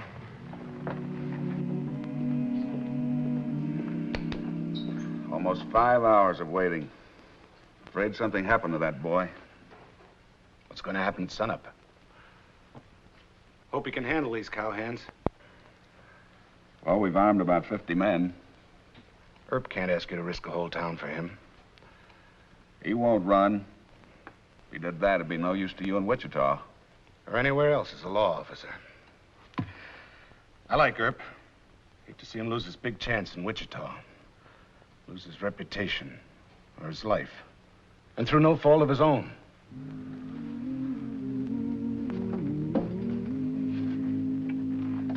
Why must you hurt so? That's a smart, handy lad. He'll take care of himself. Mrs. Donaher, I sent him out there. They say a woman's lot is hard. But a woman can weep and be no smaller for it. A woman can have fear and run, and it's expected of her. But you men, must you be held by courage till it's the death of you? I'm going to go out and... Oh, God, no, heavens, no. Mr. Earp. Mr. Masters. You all right? A couple of Ramser's men caught me spying on him. I found out what you wanted to know, sir. Ramser's coming at sunup. He's hired all the top guns. We'll have to find him with every man we can get. I'll get my medicines. He's coming with Manning Clements, John Wesley Hardin, Curly Bill, Ringo, and the Clairvoyants. All right, just rest yourself. Don't talk anymore. Put your feet up. Ed, I want you to call off the fight. You're leaving town? Ramser wants me. It's my fight, not yours. I know Clements and Hardin and the rest of them. Are you planning to let them shoot you down? No. Tomorrow's going to be General Lee's birthday. We're going to make it his birthday. We are? You think they'll respect that? I don't know, but it's my only chance. Give me a break, Ed. Call off the fight and keep everybody out of it. All right, Wyatt. Come along, Marsh. We'll pass the word. Well, good luck to General Lee. And you. Thank you.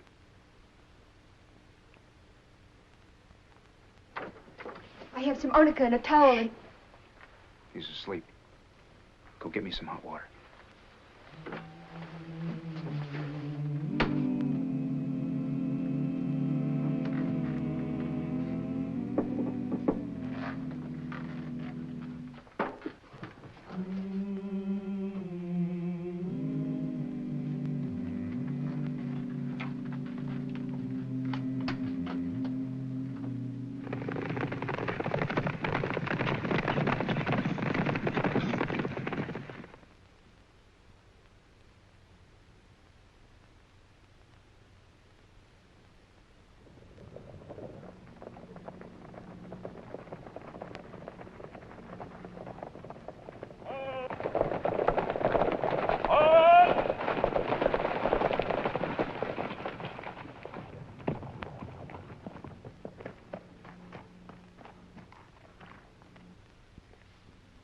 Morning, Captain. What is this? You can read. It's the General's birthday. I know that. But why would a blue-bellied Yank town in Kansas remember it? Well, the general belongs to all of us, sir. This is a trick. You're trying to hide behind General Lee. Talk us out of what we came here for. No, Mr. Ramser, I decided to make my fight here. I thought that about 6 of you might like to pay your last respects to him. What's holding us up? Quiet back there. It's the General's birthday. Whose birthday? Lee, Robert E. Lee. You men will show your respect. And you'll show your respect. Well, I'm always willing to do that, Captain. But I don't think the general would want my regard for him to put me at a disadvantage. Your regard is an insult, sir. Well, I didn't choose his birthday to bring in a bunch of hired killers to gun one man and wreck a defenseless town. I thought Master Robert was born in October. What's that all about? They ain't sure this is his birthday, Captain. The idiots. They think I don't know the date. They'll respect his memory. In review, forward!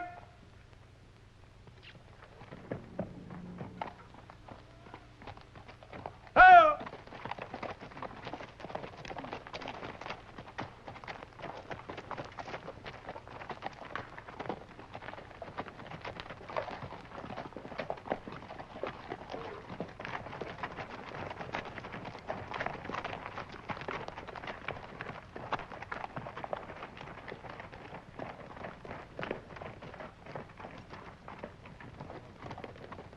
I'll move away from the general's picture.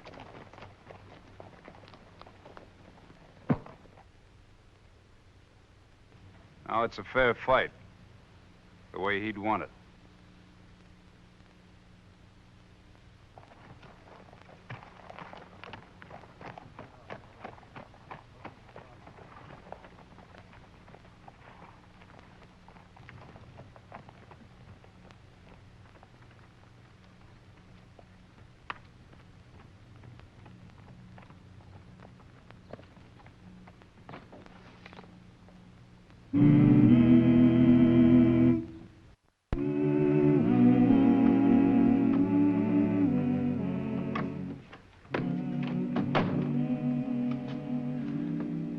Commencing to learn something about Wyatt Earp? I think so. The Wichita job is yours, Wyatt, and on your terms. Thank you, Mr. Murdoch. I can accept it now with a clear conscience. I don't think you'll have any more trouble, Ed. But if you want me to, I'll stay. No, Wichita is too big an opportunity for you, Wyatt. I think you should accept it. $1,500 from Ramser to Mrs. Danaher. Well, thank you. I'll take it on over to her. I'll see you both later. Right. Is that straight now? Good and straight, just like him. Mr. Earp, sir. Yes, Mr. Masters. How long do I have to stay in that school? Till you learn the date of General Lee's birthday? Well, I already know that. January... 19th, 1807. That's it. Those ignorant Johnny Rebs. Mr. Masterson, don't ever call them ignorant. No, they knew the main fact, that they loved General Lee. They were wise men. God bless them all. You know we're going to miss you around here, Mr. Earp. Thank you. Won't you change your mind about Wichita and let me go with you? Nope. Why not? Look, you want to be a marshal someday? Sure. Well, then you're going to have to go to school in Topeka. And the first date I want you to learn and always remember is General Lee's birthday. January 19th, 1807. That's right. Remembering dates comes in mighty handy sometimes. Well, he cleaned up the country, the old Wild West country. He made law and order prevail. And none can deny it, the legend of Wyatt forever will live on the trail. Oh, Wyatt Earp, Wyatt Earp, brave, courageous, and bold. Long live his fame, and long live his glory, and long may his story be told. Long may his story be told.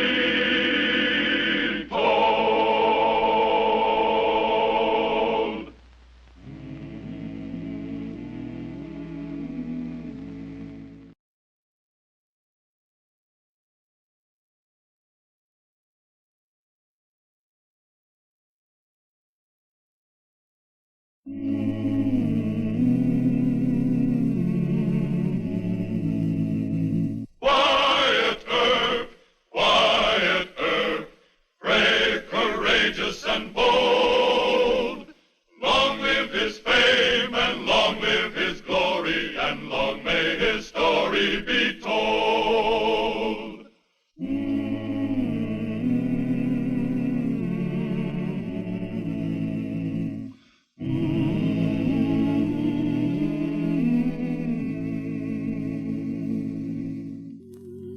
Wyatt Earp has moved to Wichita after a locally renowned career as Marshal of Ellsworth, Kansas.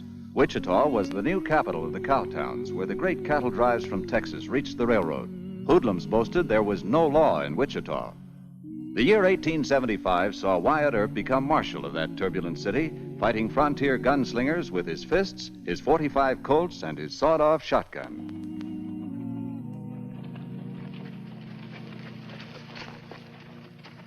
Wichita. There she stands, Wyatt. This is Douglas Avenue, our local Broadway. It sure makes Ellsworth look like a stage stop. You're in the big city, Mr. Earp. Texas House, the Wichita Eagle, fine newspaper. Mine. This is Main Street. Palace Saloon. Down there is the Oriental Saloon. Next one is Rowdy Cates' establishment. There's the Wichita House. Way down at the end on the other side of the street's the Occidental. Douglas Avenue House, Ayers Saloon. That next street down is Horse Thief Corner. Murdoch! Mr. Murdoch! The vigilantes are aiming at Hank Slick Lonigan. They say he murdered Hank Mahoney last night. Where's Judge Jewett? In Kansas City on business. There'll be a lynching if you don't stop them. They'll be stopped. Where are they? Over at the jail. Looks like we better head that way, huh? Welcome to our fair city.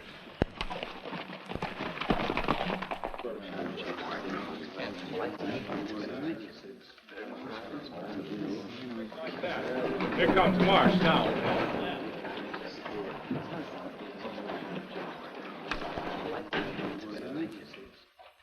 Lucky you got here, Marsh. Hello, Bennett. What's the trouble? Sheriff Todd won't turn Lonigan over. The fool says he'll make a fight of it. I'll have a talk with him. Marshal Earp, this is Dave Bennett, the president of our Citizens Committee for Law and Order. You mean vigilantes. Glad to know you, Mr. Bennett. So you're the great Wyatt Earp. Gentlemen, this is the new peace officer Marsh hired to replace Wild Bill Hickok. Well, you can save the handshaking for later. Come along, Wyatt. Sheriff Todd? Yeah? Marsh Murdoch. Open up. Thank the Lord, Marsh. This up? That's right. The rest of you stand back.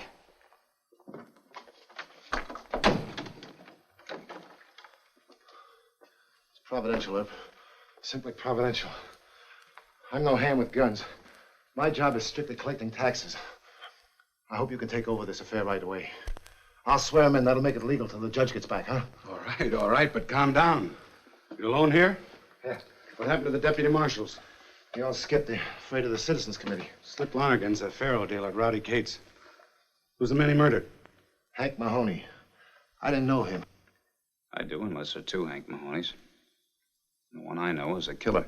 Hank Mahoney wasn't armed. Dave Bennett says. I'd like to talk to Lonigan. Okay? Of course. Bring him in here, will you, Sheriff? All right. Lonigan's your responsibility. You handle the CCs. Better put this on, Wyatt. Wait a minute. You didn't tell me there were vigilantes here? We had to let them organize. Cowhands threatened to tear the town apart. I don't work with vigilantes, Mr. Murdoch. Neither do I. And I should have told you that the CCs are a special problem. But I was afraid you'd turn down the job. Looks like I better do that now. Now, hold on, Wyatt. I don't like vigilantes. They shoot and hang a man first and then ask questions. Now, you hired me to enforce the law. Well, lynching a man isn't the law, Mr. Murdoch. I agree with you. Judge Jewett, Mayor Hope, and I want to force the vigilantes to disband. We're convinced that some of them are mixed up with the crooked gambling and rustling. That's a good bet. But we have to have proof, Wyatt. It has to stand up in court. Will you back me up if I start rousting that crowd out there? All the way. Here's Lonigan. What'll I tell the vigilantes? Tell him Marshal Earp is working on the case.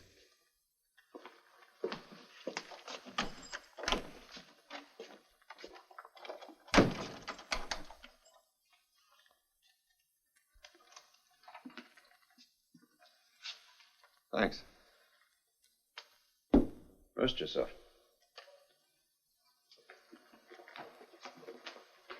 A lot of men out there that want to hang you, Mr. Lonergan. Oh, sure. I understand you killed Hank Mahoney when he wasn't wearing any guns. You the Wyatt Earp that ran it over Ben Thompson? Yes, he is. Hey, Murdoch, quit stalling and bring him out. Hold it, Bennett.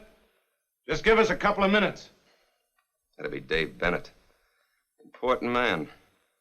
Was Hank wearing a gun? 2 of them. Shot him in a fair fight, huh? He yelled for me to come out in the alley. I came out, gave him both barrels. Shotgun him? Yeah. Who took care of Mahoney then? Well, Sheriff Todd says he helped carry him over to Doc Fabrique's office. Shot in the stomach. What could Doc do? Well, then you claim that somebody must have taken the guns off the body. How else could it have happened? Why was Hank gunning for you? I worked for Rowdy Kate. Maybe she can tell you. If you're going to turn me over to the vigilantes, at least give me a gun. Mr. Lonergan, what makes you think I'd turn you over to that lynch mob?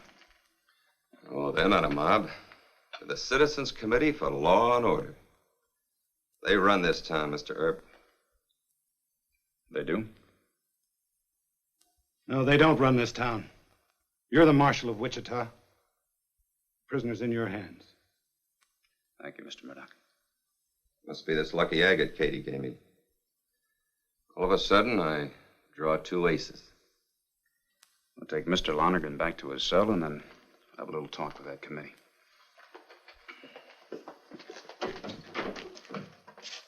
All right, men. Now, this is what we're going to do.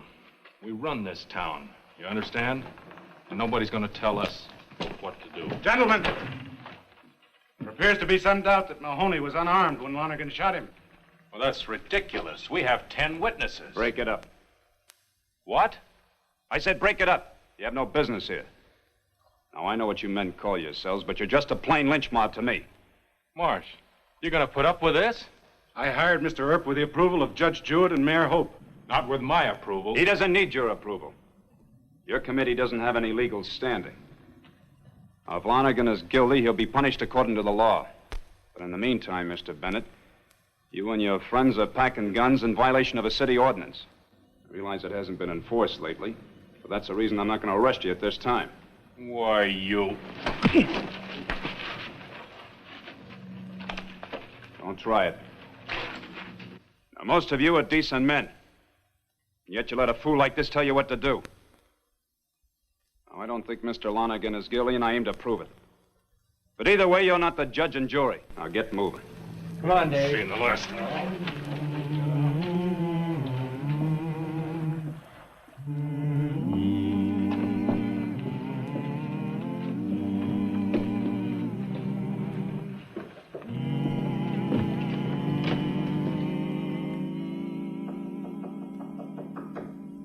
Quit that! Go away! It's Mildred, Miss Kate. It's the marshal. The new marshal. Earp? What's he want? This hour of the morning. He says it's about Slick. And he's real nice and gentlemanly, too, Miss Kate. All right, tell him to come on up. She says it's all right, Mr. Earp. Right up the stairs.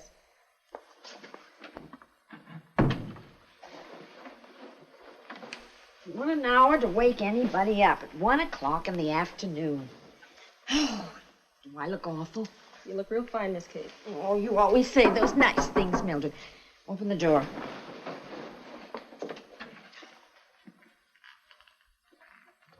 Well, How do you do, Miss Kate? I'm sorry to bother you so early. harm's already been done. Is Mr. Lonergan okay? Well, for the time being, yes. I hear you put a head on the Thompsons over at Ellsworth. Well, I put Bill in jail. Just like that, huh? Hey, Mildred, coffee on the double. Yes, ma'am. Sit down. Thank you. Mr. Earp, I want to be polite, but I can't afford to get mixed up in this. Well, Maybe you can answer a few questions, like, was Hank Mahoney packing guns last night? Yes, 2 of them. Will you testify to that? If I did that, I'd leave Wichita in a coffin. You afraid of the vigilantes, huh? Scared to death. Have a drink, Mr. Earp? Don't use it. Some... No, thanks. Any vices at all? Miss Kate, I came here to question you. Can't talk about it. Not even to help Slick. And I'm real fond of it. Are you in love with him? No. He's a good faro dealer. He doesn't cheat the customers and he doesn't cheat the house. That's why he... Slick's been after me to marry him. Good faro dealers are so scarce, I've been considering it. Right there, Mildred. You do drink coffee. Yes, but not now, thanks. You're going to lose, Mr. Lonergan. What? His only defense is for somebody to prove that Hank Mahoney was armed and gunning for him. If you leave things stand the way they are now, the law's going to hang him. Good day, Miss Kate. Hold on. I know what happened last night and why. But I can't prove it. Well, why don't you tell me about it? Maybe I can. Keep me out of it? Well, I can try to, but that's all I'm going to promise. Well, better try. You can get me run out of town or killed. Who are you afraid of? The gambling place across the street. The Palace? Yes. They tried to hire Slick away from me. He wouldn't leave me, so they hired Mahoney to gun him. Just because he wouldn't take the job? No. Slick also talked too much about the men who secretly own that place. Mr. Bennett, maybe. Slick killed Mahoney in a fair fight. But somebody took Hank's guns and hit him before Doc Fabrique claimed the body. That's the truth. I can't prove it. I've said all I'm going to say. Well, you talk at the trial? No. Well, thank you. You've helped considerable, Miss Kate. Do you want a bodyguard? Not now. But you'd be my first choice. Well, thank you. I'm going to go over and see Doc Fabrique now. Don't mention my name, please. Why, is he a friend of Bennett? Oh, no. Doc hates everybody. Well, thank you for your hospitality.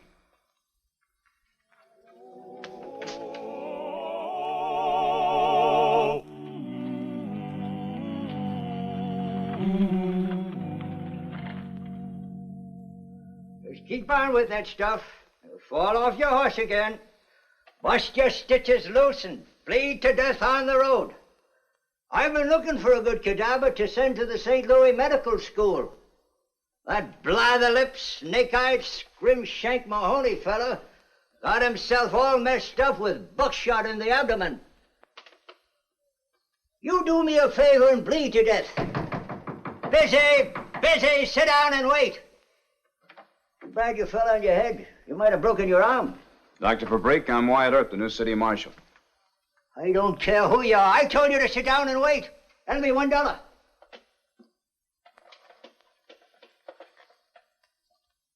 35 cents. Get out of here. I want to talk to you.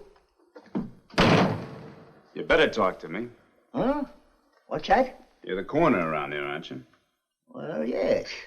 You collect a fee for every death by violence, don't you? Young man, if you mean Where's to your insist... autopsy and coroner's inquest report on Hank Mahoney? Autopsy? You sure you haven't got some buttons loose? Now, look, you're wasting both of our time. I want the report on Hank Mahoney. It just happens to be a murder case, you know. Autopsy. Hank was killed with buckshot wounds in the abdomen. It was so obvious that only a young idiot like you would ask for an autopsy. What about the coroner's inquest? Oh, foolishness. Hank was killed at the hands of Slick Lanigan. I'll have the coroner's report on Hank ready in plenty of time for the trial. No, Doctor. I'll be back in 10 minutes. Get out of my office! 10 minutes. Autopsy. Next patient!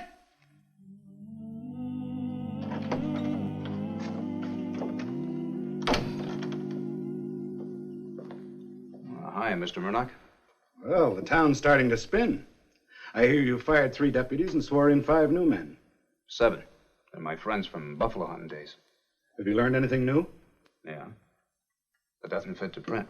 Did you, get that telegram off to Judge Jewett? Uh-huh. Got an answer. He'll be back tonight. Well, that's good. I'm going to ask him for a court order disbanding the vigilantes. Wonderful. But you better have some evidence. The judge hates him, but he still has to follow the letter of the law. I know. I'm working on it. Well, I'm going to go down and see Doc Fabrique before he leaves his office. I'll see you at dinner. Fine. Oh, by the way, I wrote a story for your paper. It says that any honest citizen who knows what happened to Hank Mahoney's guns should come forward and tell. New lead? Mm-hmm. Thanks, Wyatt.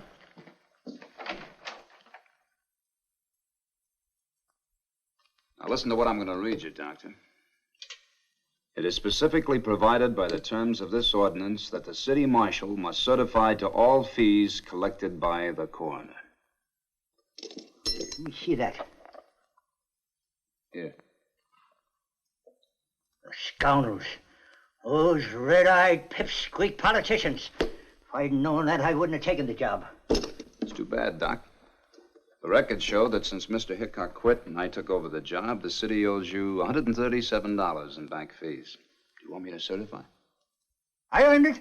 Sure, and you'll get it. When? When will I get it? Just as soon as you perform an autopsy on Hank Mahoney. You're worse than Wild Bill Hickok. He was a smart skunk, but you're a crafty one. Okay.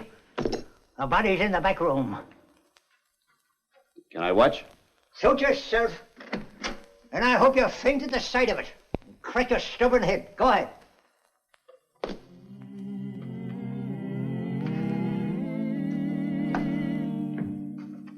So you don't like your job as sheriff, huh? You know what I mean. I don't like lynchings. I told you this morning when I wouldn't let you take Lonigan. Shut up! You're in this just as deep as any of us. Lonigan knows too much, and Earp's been snooping around. We blundered once before in hiring a drunken fool to gun Slick. This time we're going to do our own job with a rope, right? I don't know, Dave. All bets down, gentlemen? 5 of spades. 5 of spades? Oh, yes. No, nobody on 5 of spades. 7 Hold the game. I thought I told you never Keep to your come in temper, my woman. place Keep again. your temper.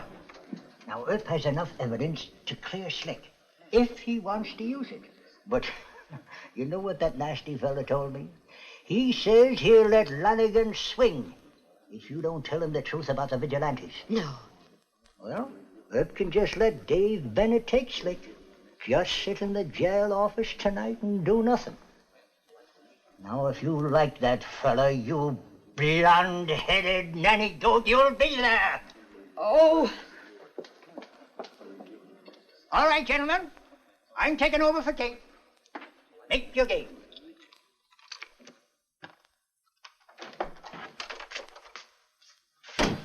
Marshal Earp, the Citizens Committee's forming up the lumberyard. They'll be here in about 10 minutes. Okay. All the deputies report? Yes, sir. Good. Be sure and tell them to load their shotguns with slugs. We'll make our play out in front. Yes, sir. Close the door and don't let anybody in. Yes, sir. Did you send Doc Fabrique? Mm-hmm. Well, it won't work. I don't care that much about Slick. You're in love with him. You're not going to get me in court. You know, I think you know all about Bennett and Sheriff Todd, don't you? Yes. But if you expect me to go to court and I just can't live. Doc Fabrique says you will.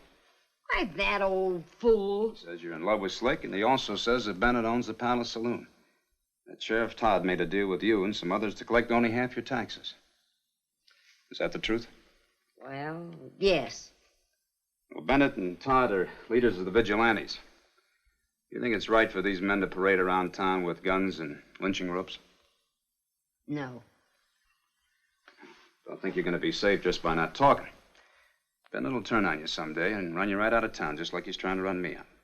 And why should I be the one to squeal in court? Because you're honest. Because you're in love with Slick. Because you hate violence and despise hypocrites. I'm not that good, Mr. Earp. Or that brave.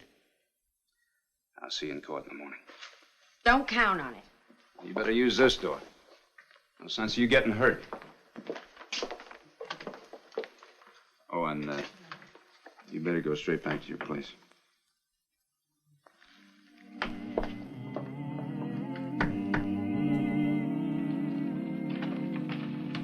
No palaver. Bring him out. I told you men this morning you were a lynch mob. Now, do you want me to start shooting, or do you want to listen to some evidence? What evidence? Hank Mahoney was wearing guns last night. Lonigan's buckshot tore off part of his gun belt and carried it into his body. Doc Fabrique recovered a hunk of the gun belt along with 245 cartridges in the autopsy. The doc's a liar, and so are you. Now, the rest of you men file by, and I'll show you the evidence.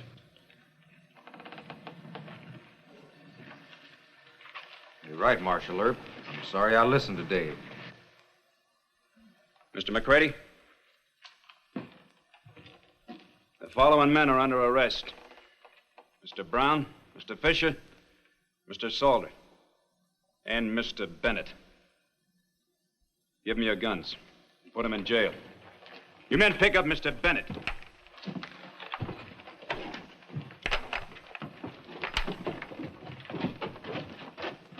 Now, the rest of you men go on home where you belong. Go on.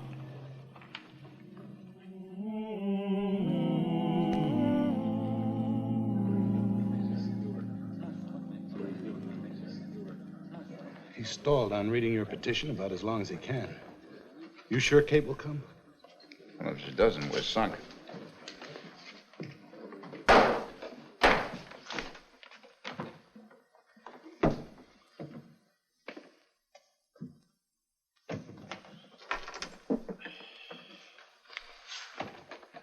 Marshal Earp,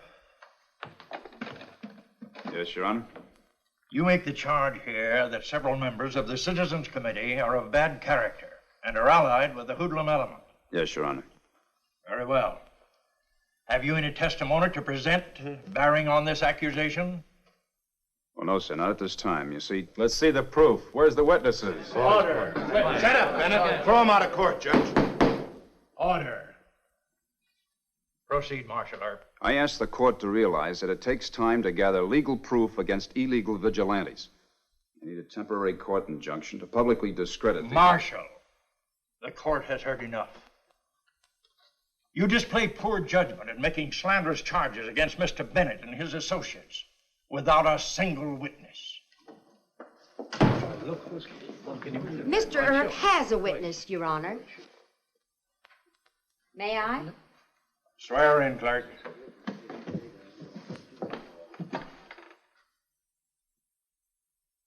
Thank you, Miss Kate.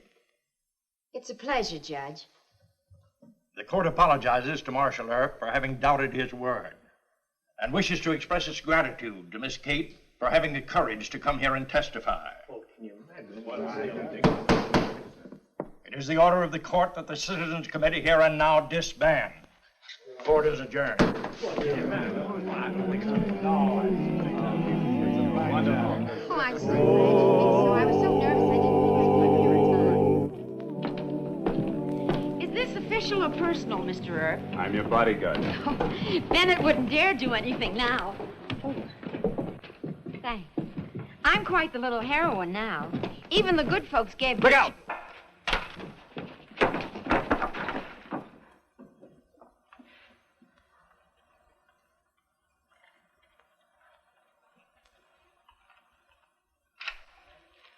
Why didn't you shoot him? No need to. I can trace him through this. Probably just a decoy to draw me away from you. Oh, don't draw away from me. Don't worry, I won't. I want the word to get around that I'm real fond of you. Or gun anybody that does you any harm. That ought to get the word around.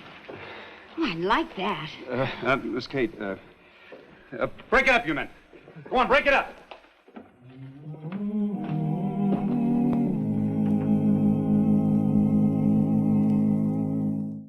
Well, he cleaned up the country, the old Wild West country. He made law and order prevail.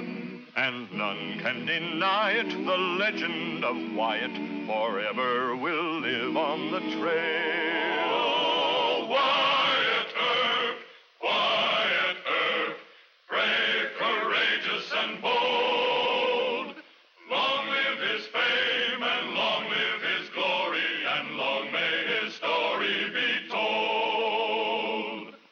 Long may his story be told.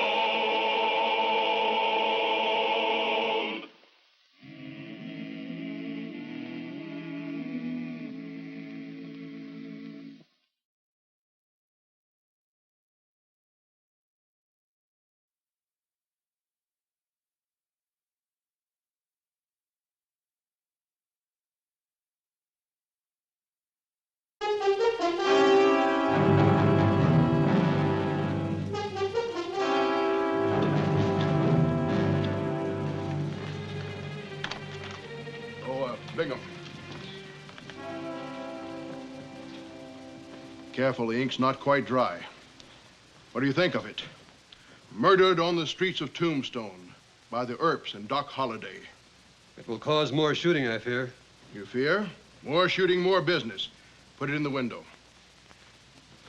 Oh, and take a front view from outside.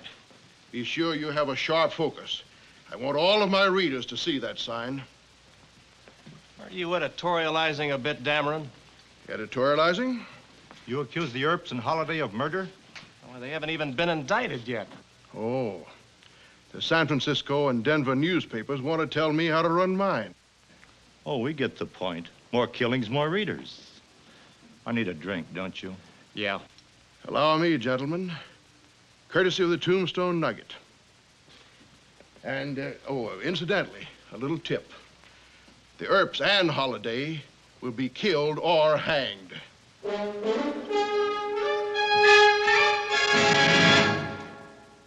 Oh, Wyatt Earp, brave, courageous, and bold. Long live his fame, and long live his glory, and long may his story be told.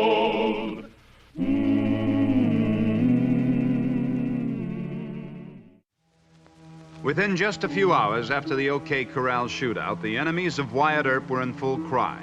Led by Editor Dameron of the Nugget and Sheriff John Behan, the outlaws of Cochise County were determined to assassinate Wyatt, his brothers, and Doc Holliday. They would do this with bullets or the trumped-up charge of first-degree murder.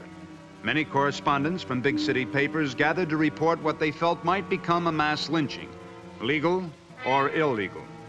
And listen to this.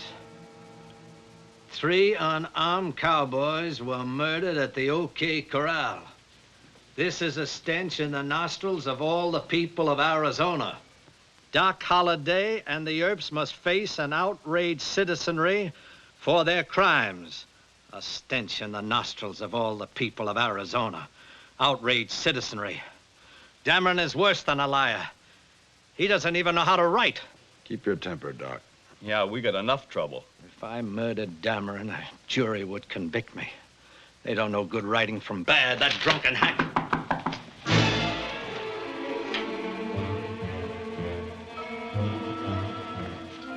Wyatt? The Bonnie Blue flag, Doc.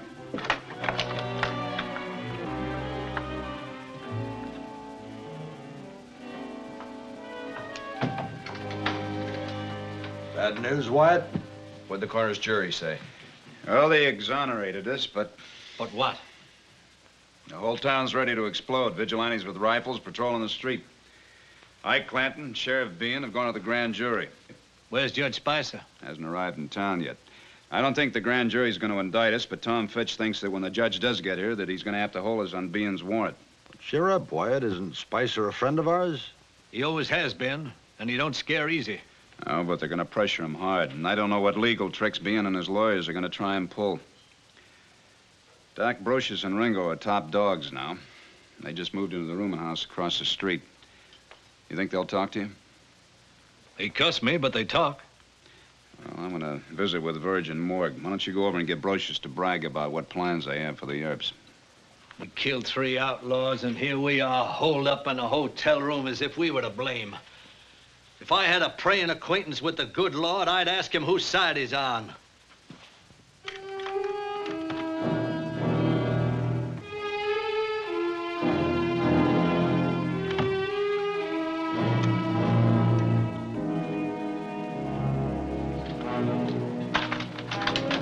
What you so nervous about, Sheriff?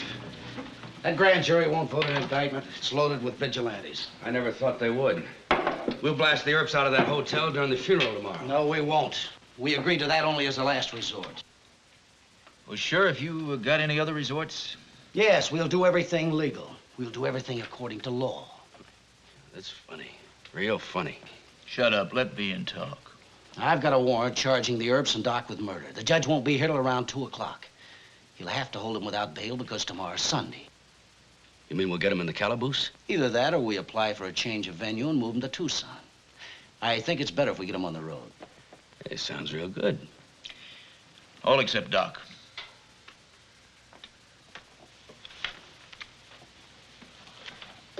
What do you mean by that? I mean, I'm not in favor of bushwhacking Doc. The Earps, sure, but not Doc. He was the OK Corral shooting with the rest of them. What about you, Brocious? You saw Doc? Well, not that sore. He's Wyatt Earp's best friend. He'd gun either one of you with one word from Earp. Ease off, Bean. It ain't Doc's fault that he got messed up with the Earps. Doc is a born hoodlum at heart. Well, of all the fool things. All right, that's enough out of you. Now get out of here. Yeah, go set up your legal shenanigans. We'd rather gun you than Doc. All right. All I want is the Earp brothers. I don't insist on Doc. Insist? Slow down, Ringo. I don't like him either, but we need him. Now cool off.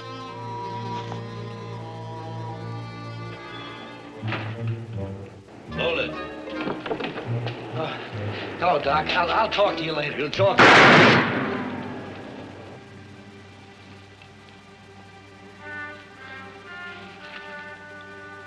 That's assault with a deadly weapon, Doc.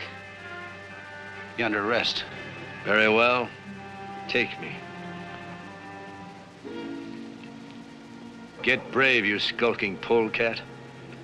You're the one who started that murder talk against the Earps and me. Come on, Bean. Make the arrest. Well, Judge Spicer hasn't signed the warrant yet. He hasn't, huh? Well, I'll sign your warrant right now. Go for your gun.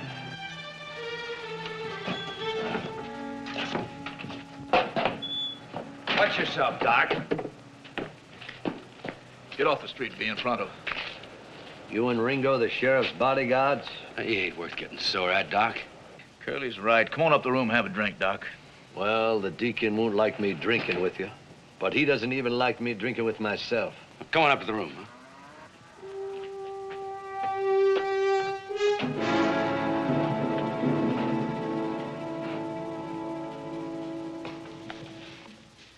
We've had our rows, Doc, but we kind of like you. In fact, we was going to send you a special warning, huh, Ringo? Warning? Yeah, sure. Very decent of you.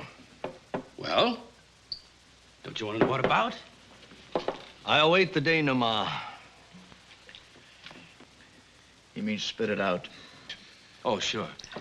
We think you ought to leave town, Doc. Get into a poker game at my ranch for a couple of days.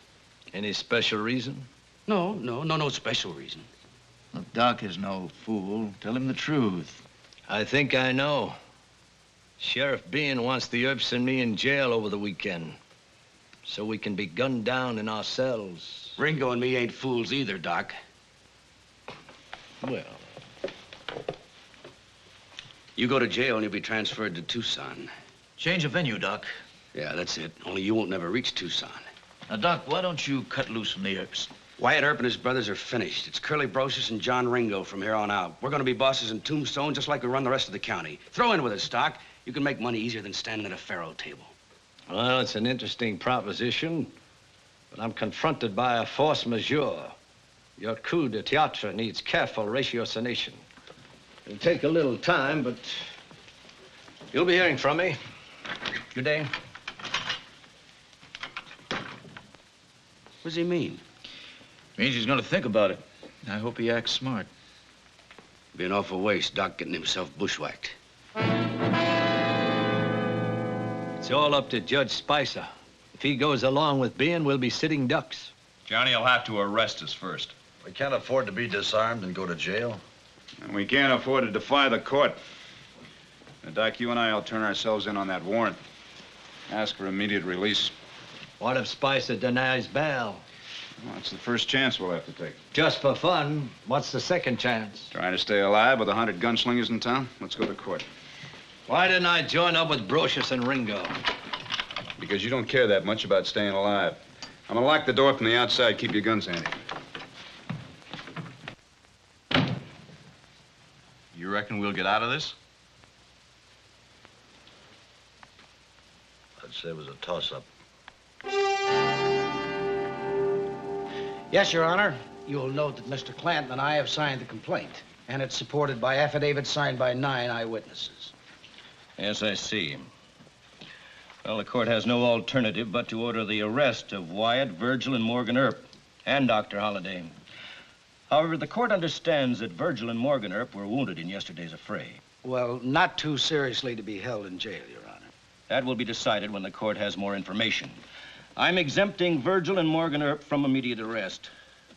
You may bring in Wyatt Earp and Dr. Holliday. Your Honor, Doc Holliday has refused to be arrested. And Earp will resist, Your Honor, so Sheriff Bean needs authority for special deputies.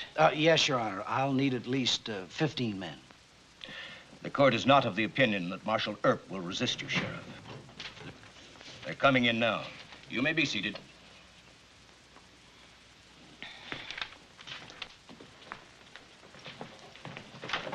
If the court please. Yes, Mr. Fitch. I represent Marshal Earp, his brothers, and Dr. Holliday.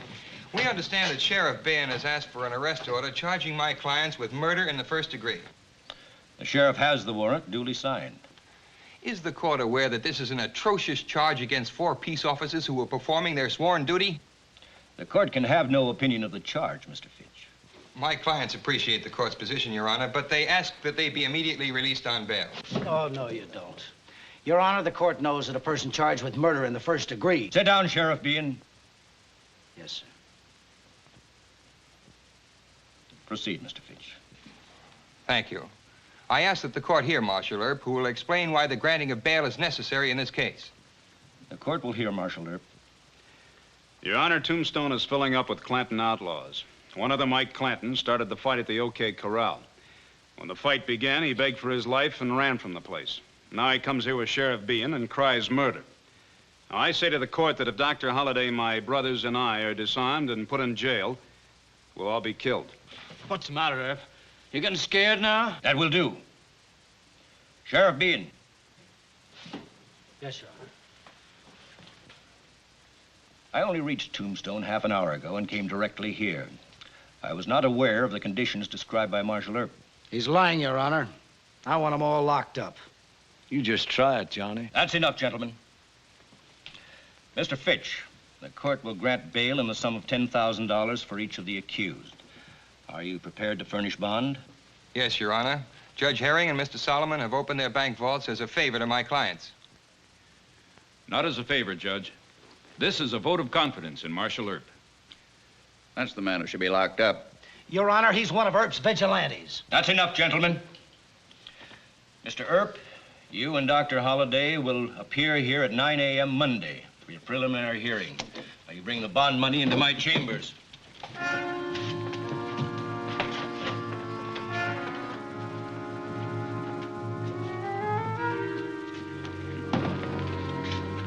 You're smart, don't you? You can't wiggle out of this, Earp.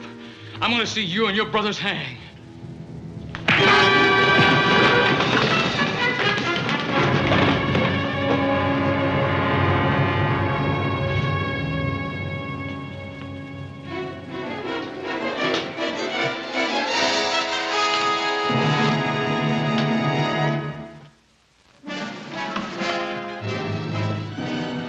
Spicer didn't even give us the time of day.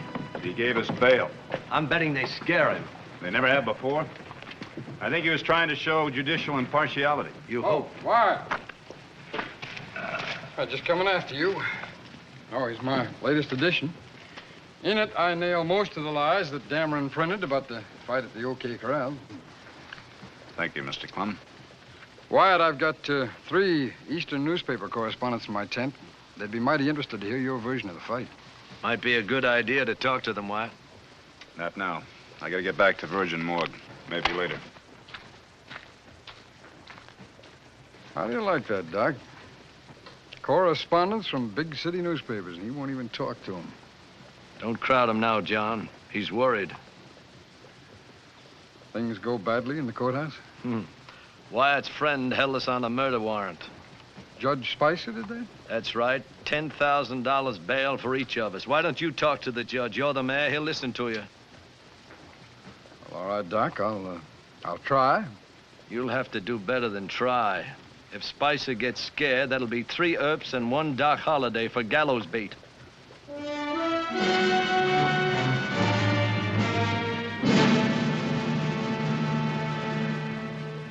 I knew we shouldn't have listened to Bean. Wyatt Earp's still walking free with both his guns.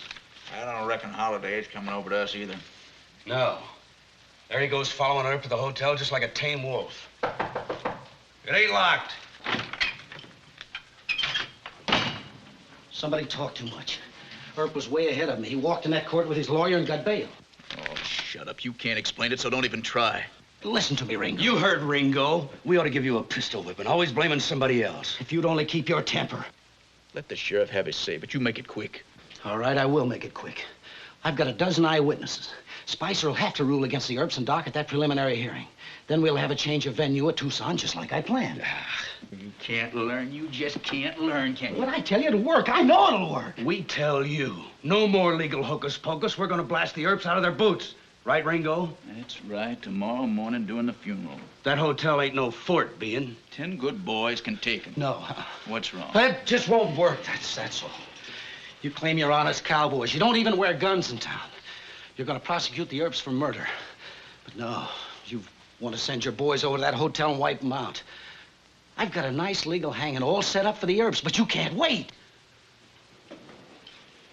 Get out. But Ringo. I said get out. Curly, he's boring me. Take your hands off me. We need a new sheriff. Yeah, but not right away.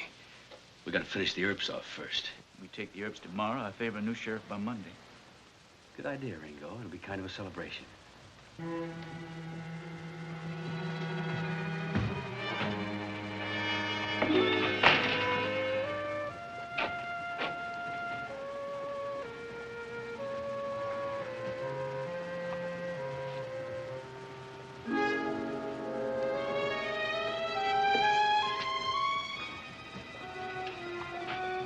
Tell Wyatt Earp some gunslingers are going to crash the Cosmopolitan tomorrow during the funeral procession. I'll get the word to him, Sheriff.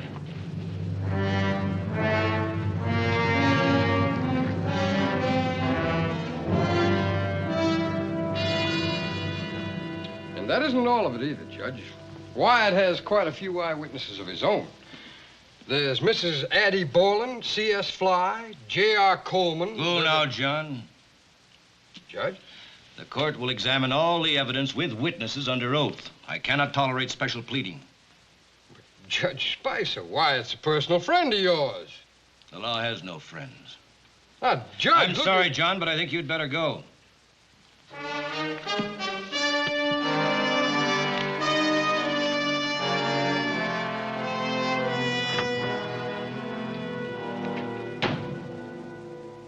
It's not going to be too difficult for them.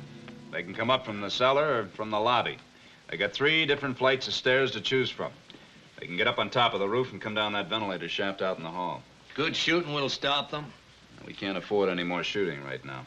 We still have a right to defend ourselves, Wyatt. Not while Judge Spicer's considering a murder charge against us. We've done all the gunfighting we're going to do for a while. So we just sit here and let him kill us? Now, I have an idea that I think might work. See you tomorrow morning.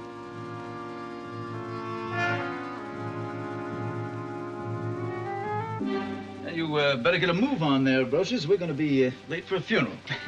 I kind of hate following after double crosses, even dead ones. But I guess we got to have an alibi. That's right. We won't know a thing about what's going on at the Cosmopolitan Hotel. Hold it. We're just going to a funeral, Marshal. Any law against that? You're going to be a mite late. You still have time to mourn the departed. Move out.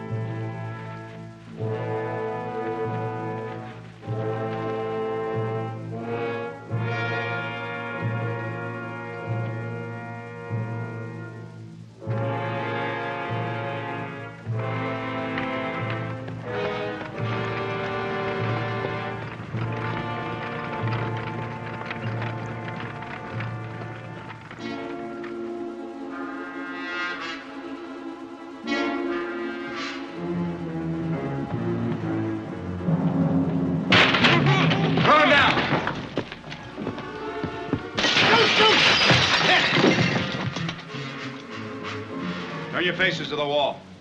Doc? How many more on the roof? Go find out, Marshal. I will.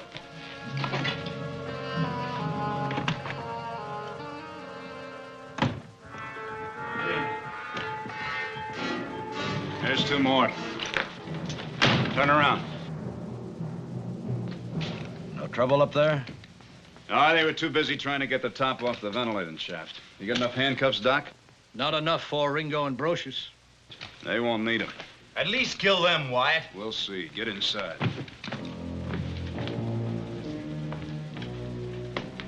Gentlemen, please don't disturb us. What are you aiming to do, Earp? Shoot us in the back? No shooting. Curly's first. You get over there.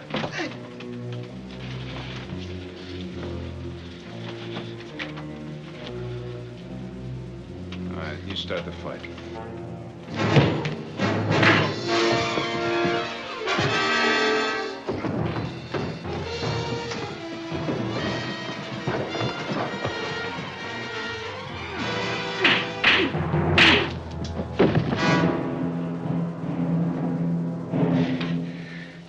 Now you can have your chance, Ringo.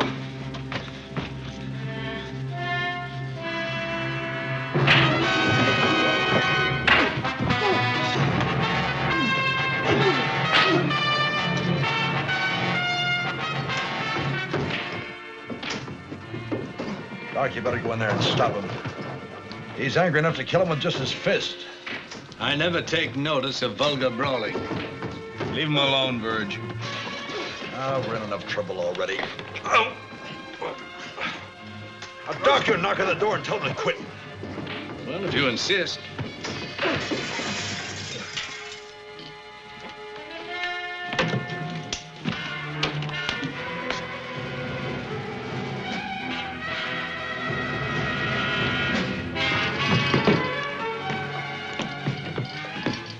Why, Deacon, have you been playing rough games with Brocious and Ringo? Nice going, Wyatt. How bad is Brocious? I think he's got a fractured jaw, that's all. Doc, take a look at it.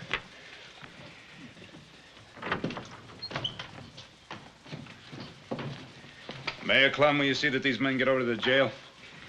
They came at us with guns. All right, pick them up. Get them out of here.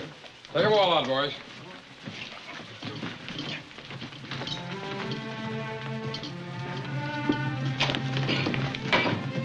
Pretty good job on them, Wyatt. Nice going.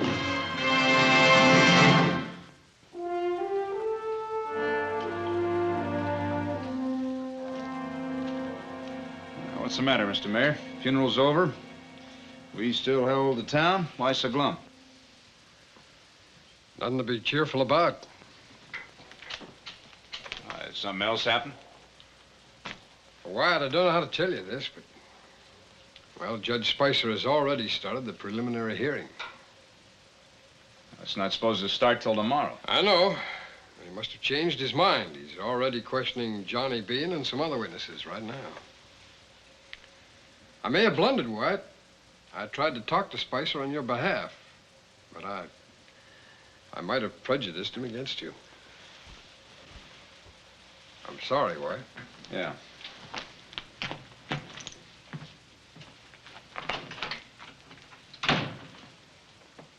Sounds like a necktie party after all, Wyatt. Not good. Not good at all. Have you any ideas how we can cheat the gallows, Deacon? Well, if I was talking to a newspaper man now, I'd say, well, it looks pretty bad, sir. But we aren't dead yet. I think I'll go downstairs and order something to eat.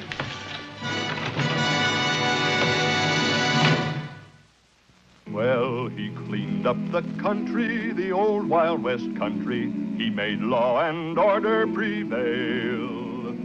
And none can deny it, the legend of Wyatt forever will live on the trail. Oh, Wyatt Earp, brave, courageous, and bold. Long live his fame, and long live his glory, and long may his story be told. Wyatt Earp, brave, courageous, and bold. Long live his fame, and long live his glory, and long may his story be told. Long may his story be told.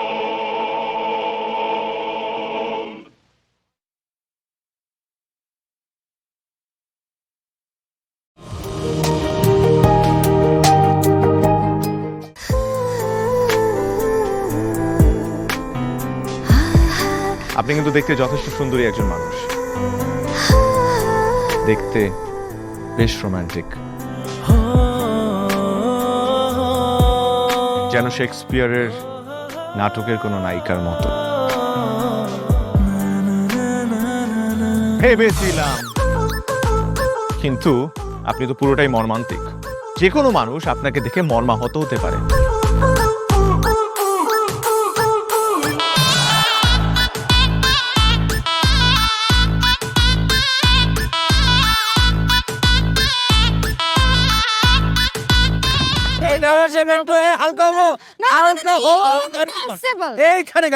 আমার হালকা হতে 1 মাস সময় লেগেছে। আপনার 1 মাস সময় লাগে? আমার হালকা হতে তো 1 মিনিট লাগে।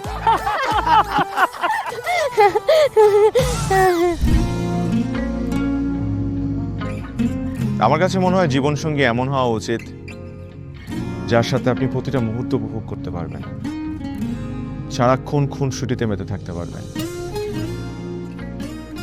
এবং তার মনে এমনভাবে বসবাস করবেন যে আপনার দিকে সে একটাবার তাকালেই বলে দিতে পারবে যে তার বেঁচে থাকার কারণই আপনি।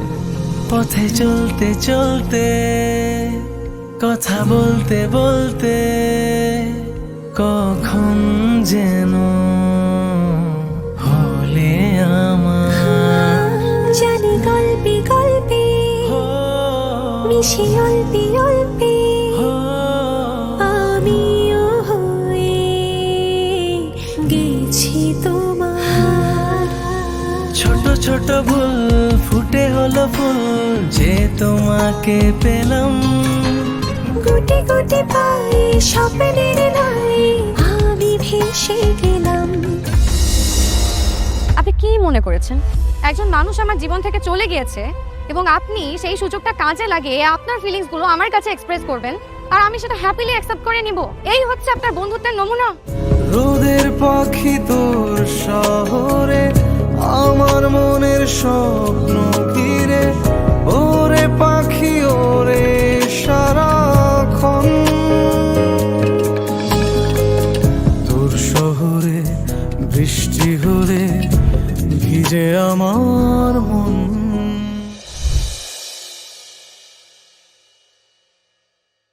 Rồi bài cái độ buồn lên mà sự là khỏe đấy, nhưng mà thầy xây bài ấy chia sẻ của Saza của Rakan.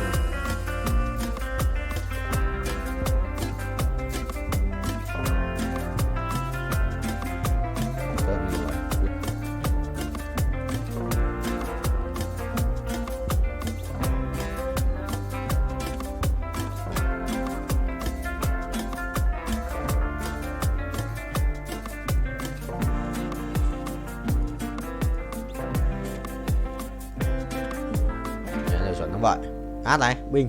Xong. Là át luôn mà. Sao có xin ra ấy, nhưng mà anh đéo dùng rồi.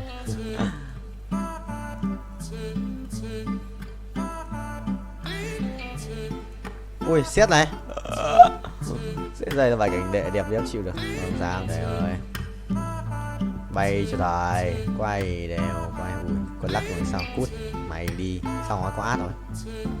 Thằng này đánh bài va vẫn.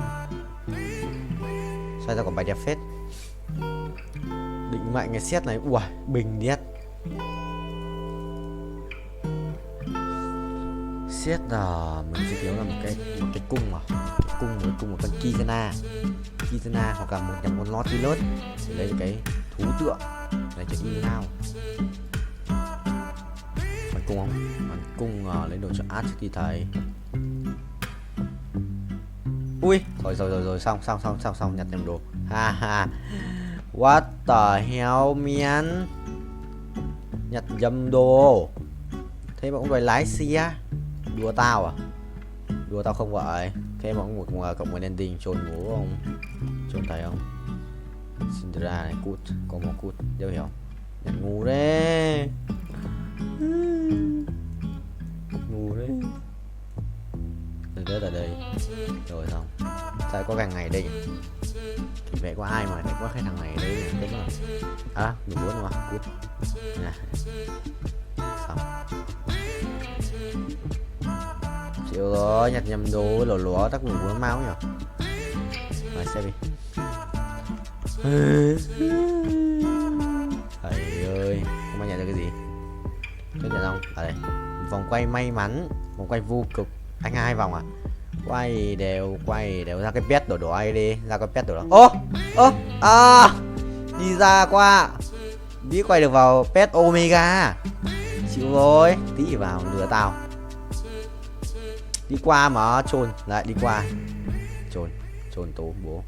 Đi trồn tao không? Đi xin à? Đi xin chuẩn không vậy? Rồi xong. Bình. Xong, thắng. Không thắng. Suýt thắng. Quả phép bắn được phết nhưng mà suýt thắng thôi. Thầy bay tốc độ cao ấy. Bay tốc độ cao luôn.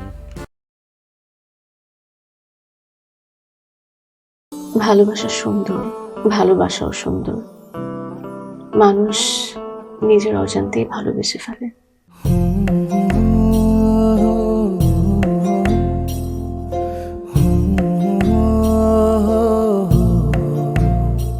আমার মনে হয় কি জানেন, আপনার মতো জানাশোনা কাউকে না আমার বিয়ে করা উচিত।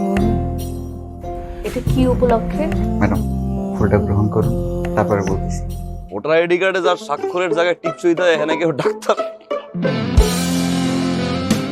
এই দুইজনের মধ্যে যে আগে ম্যাডামের মন জয় করতে পারবে, ম্যাডাম তার।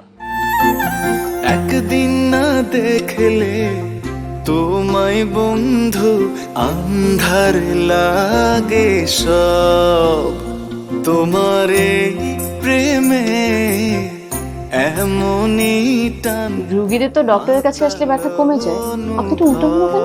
আপনি কি উল্টা? তোমায় ছাড়িয়া যাব মরিয়া, তোমায় ছাড়িয়া যাব মরিয়া, যেও না বন্ধু আমার, ভুলিয়া।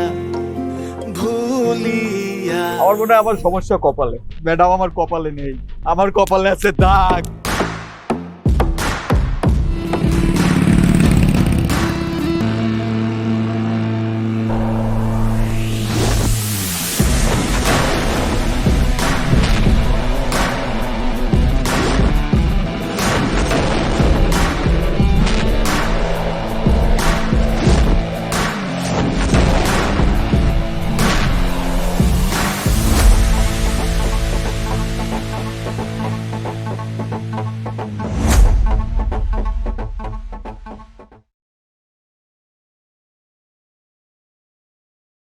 À, thằng này chết.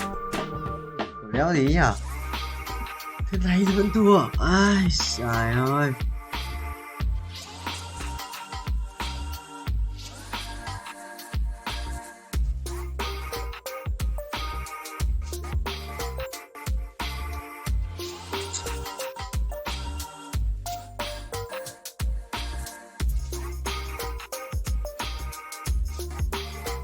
À đây.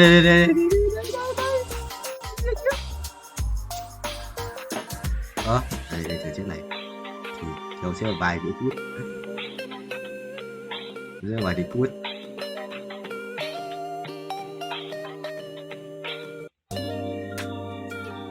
Không sao thầy ơi. Phải bỏ 2 con ngoan gì đấy không thua mất. 15 máu thôi, đánh đổi rồi. Con 3 rồi. Đánh đổi rồi. AC1 chiếc AC2 là bên rồi. Từ hàng tông người ta chưa ăn vậy. Làm trên của nó. Đấy vẫn khỏe. Nhớ chua. Vẫn khỏe. Không yếu đâu. Để đấy. Ông hai cái đéo rồi đây, đéo chết. Ông hai mà không chết vậy. Áo nó. Bài đét. Ui ông không chết lại. What the hell? Ô, ấn pháp sư. Cái ở một chút bút dòng ông hai không chết. Xuân tỏ. À, nghe. Top 6. Chat game. Ủa, chat game. Có 2-3 bật tiền, 2-3 điểm không mất hết tiền.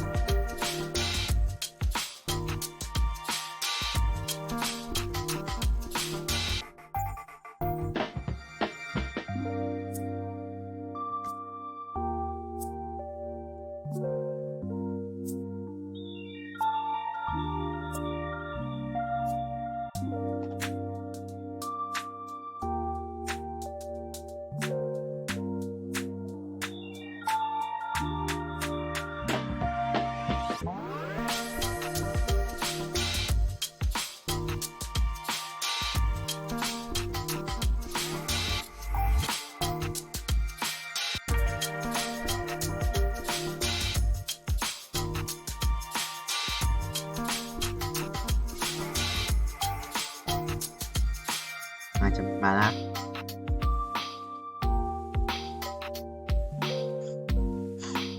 được nên đủ tiền lên ăn chơi nhỉ. Nếu sắp 2 lần nữa mà bảo bao nhiêu, bảo là তোমাকে 15 লাখ টাকাই দিতে হবে।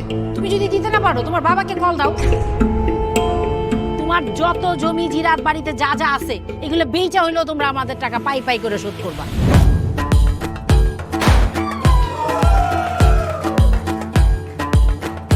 একটা ব্যাপার কি খেয়াল করছো?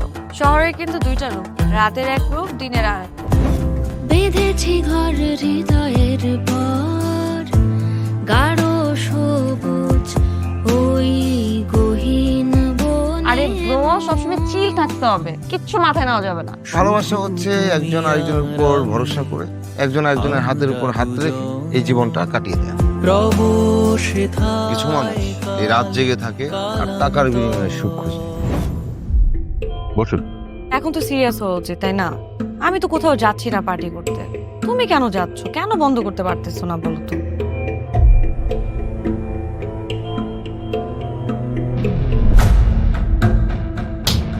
কার যে কোথায় সুখ সেটা তার প্রিয় মানুষটাও কখনো জানতে পারে না। পাশাপাশি তবু যাচ্ছি বিপরীতে, কাছাকাছি তবু যাচ্ছি বহু দূরে। Hi, you look good. Thank you.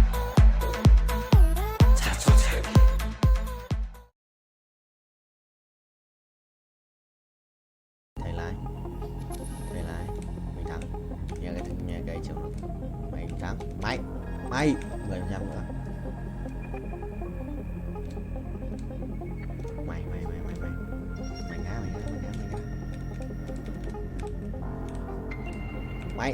Mày ô không được, đùa tao xuống không xuống 77 ơi, hiểu được rồi. Dấu vậy.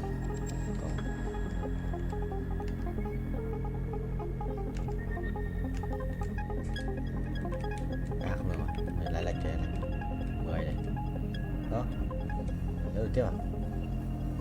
3 củ 59 là xem được bao nhiêu nhá. 4 3%, 4 và 66 cũng được. Át này. Sẽ át từ này rồi. Ê, chơi xong rồi, đánh trùng bài rồi, thằng này ấn tử thần ạ. Không sao thầy ơi, mình dồn trước là được. Sử thanh hóa. Bây giờ nói bàn. Xong rồi, xoay bài tự động. Đấy mới không. Chuẩn chỉ đấy, chuẩn chỉ mà, xoay bài tự động.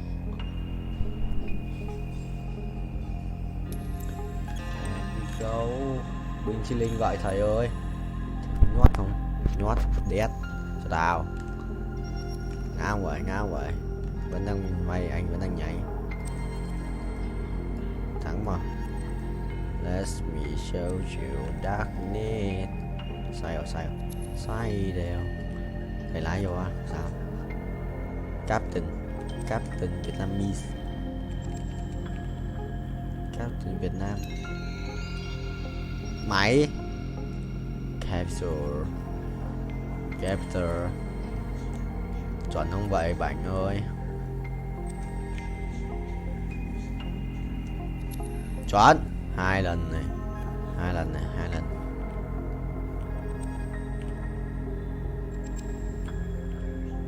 Đó, không 3 lần. Lại nữa ta thầy mình tính 3 lần này. 3 lần 1 lần là 4 này. 5 lần này. 5 lần 6 lần 6 lần 6 lần. Chưa được 6 lần 5 lần. Rồi 5. Chuẩn thế. Ngon. Còn một cái cung xanh nữa. Đây đi.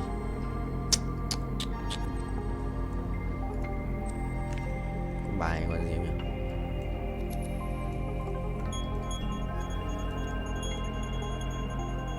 Có bài là yêu đét. Long Vương à? Yêu đét xong còn nhiều món đấy. Xuân vợ thầy chưa chạm đất 49 rồi. Xong lần này là quay một vòng rồi mình. Tại không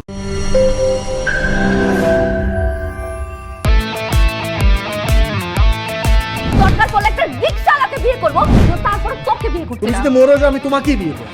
দেখো বিয়ে এত সোজা না। 5টা condition. কয়টা? 5টা। আমি JD Safayet রমরাজন। Sir এটা তো ভোটার আইডি কার্ড স্যার। বাড়িতেই করবেন নাকি হোটেলে? না আপনি যেমনটা ভাবছেন বিষয়টা তা না। হ্যাঁ আপনি তো করবেন। তোমাকে দিয়ে হবে না, আমি জানতাম। শুধু সময় নষ্ট করো না। ভাই আপনি তো অনন্ত জলিল না যে অসম্ভবকে সম্ভব করে আপনার কাজ।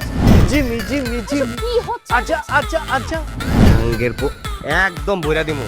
যাচ্ছে সব বাইট কর। শর্ত দিয়ে বিয়ে শর্ত দিয়ে বিয়ে। ভাই যে বয়সে মানুষ গার্লফ্রেন্ডের কামড় খায় সে বয়সে আপনি কুত্তার কামড় খেয়ে হাসপাতালে ভর্তি হয়েছেন।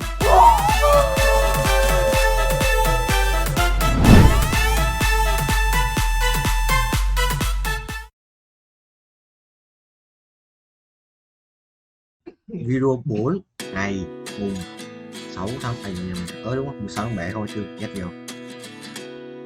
Anh sẽ quay một cái quả mũ đi. Từ người này tới cô xịn để thế kia. Sao không được nào cái quả mũ điểm bắt đấy thì cái của không vào. Nên được mua tiếp theo sẽ có căng đấy.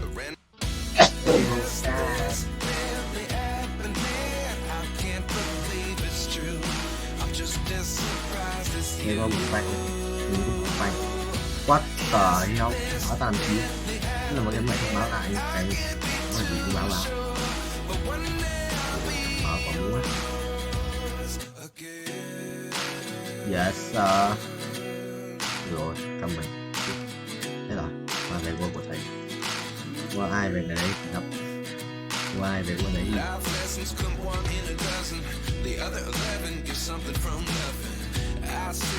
Xong anh thầy cô mấy đi tập lại ấy. Đây là nó tập chiêu ấy. Tập mấy một tí. Tao bảo là xong mày tập mấy một tí thế. Tao cho tao tập một bài phải máy kiểu phải một lấy set ấy. Tao một set này. Tao một xong nó cứ tập mỗi máy một lần trong 3 phút. Tao hỏi tao mày tập máy một tí thế là bảo là nó mới tập lại nghe chiêu tí. Nó chỉ mua đến 2 tuần đấy. Tập máy một tí.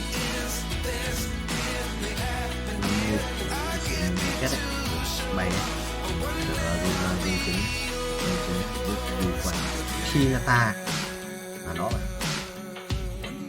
rồi ép đi chắc chắn ép đi. Hoàng Minh Tuấn buổi tối bận bởi vì sao? Vì đi với cả người yêu nên là không dám bảo anh ở nhà quay coi mặt chua láo thật. Đi chơi với đi date quốc date người yêu mà dám bảo anh ở nhà quay mặt chua, đúng rồi. Số không?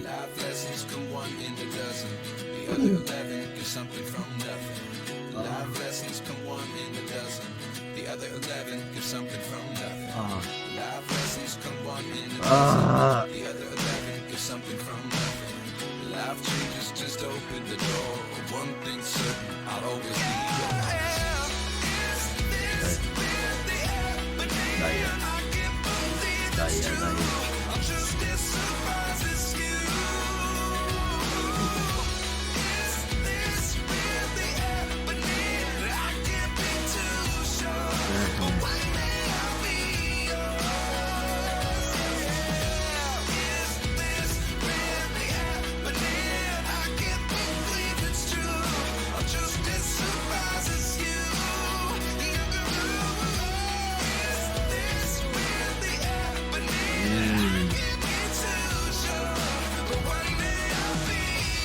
Anh có làm nó vô.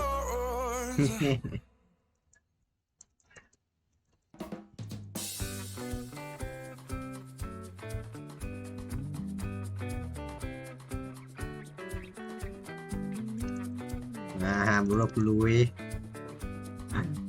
tôi chơi vậy sao?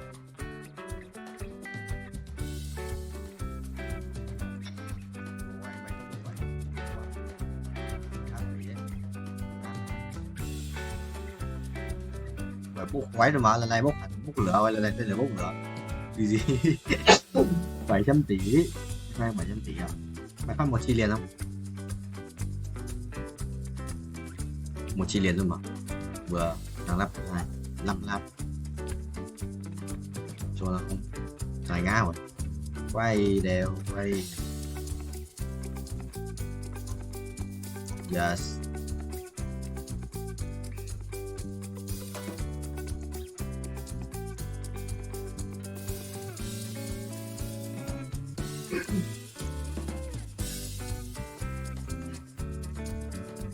Wow, trời,牛逼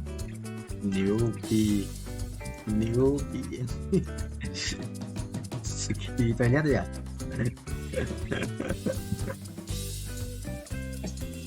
Anh có vẻ thằng cháu của em gọi Ski toilet đấy à? Không biết một cái gì. Ý, nhưng mà nó không, mẹ nó cứ kiểu sợ nó không biết gì ấy, kiểu thế.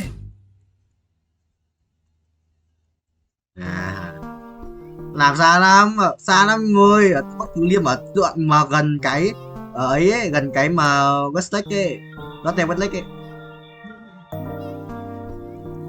đi qua cả trường V của Hoàng Dũng,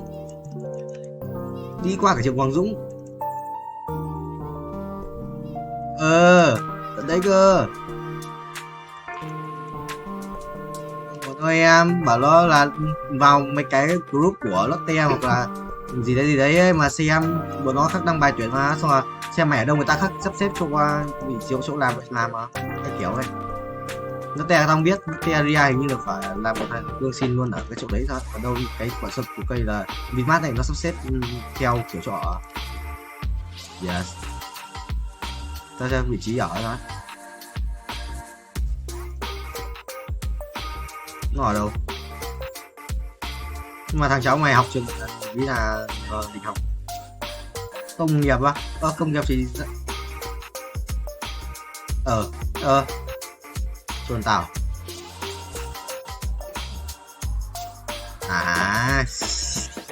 năm 2 rồi chuồn tàu sao đéo đâu. Mày có cái gì 14,2 tuổi, kinh vậy ghê vậy chồng ghê vậy. Tao hiểu coi như skeleton dấu tao tập đó, tao chỉ đó tập với cái mà tay nó như skeleton luôn, tại tay nó dài xong rồi lại còn gầy ấy, Nó 58 cân. Vừa bọn tao về bọn tao cân 58 cân em. Em quay ở trong cái quả sự kiện đúng không? Con này em quay trong sự kiện đúng không? Chỉ cái mũ em, quả trứng cũ này. Yes, anh biết mà. Ý nhá. Chúng ta Nga.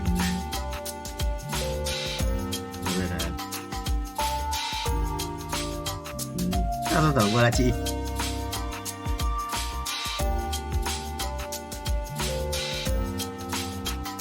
Ha.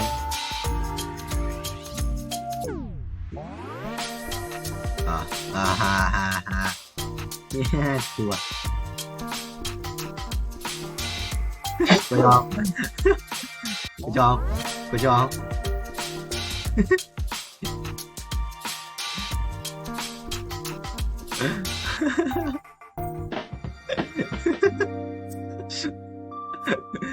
Tết.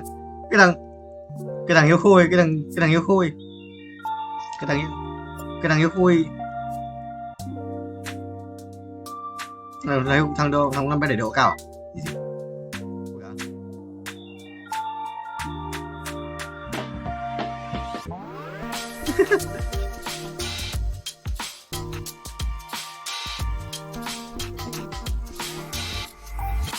Chị em quay là con mythic trong này chưa vào sự chuyện ảo ấy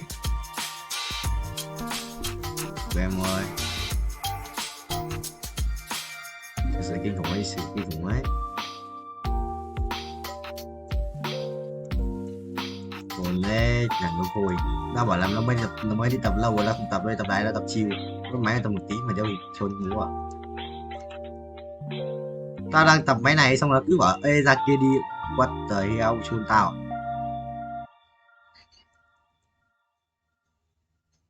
Đang đợi ra, đợi tí check xem nó ra giảm giá hè chứ. Tháng này tháng hè mình tới nhau. 6 thông báo mới.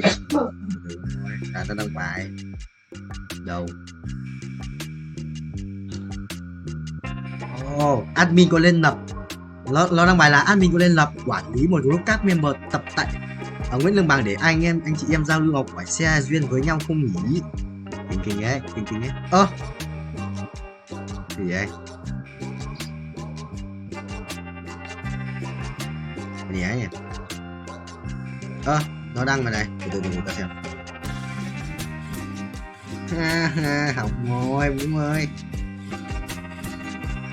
Nó đang đăng bài sale gì đây? Đăng từ ngày bao nhiêu đấy? Đăng từ 3 ngày trước. Nó đang sale hè. Thằng nào nhưng mà mày cũng có kích hoạt tháng sau. Nếu mày có đi tập, mày đi tập luôn không nếu. Mày ăn nhậu à? Đâu thế? Gì đấy, cứ đã chết nhỉ, đấm cho mày là. Kiếp thằng này xịn đấy. Xịn này ngủ rồi đấy, quần. Chia. Hai con bạch tuộc ở đâu ấy? Không bảo.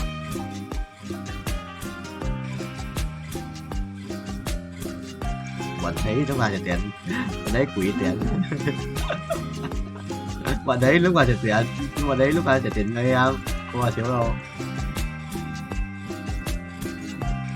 Lại nó đuổi nhân viên liên tục. Đưa cơm với đồ ăn là lâu dài đấy. Đưa cơm với biết đồ ăn mà nên họ không nghe phết.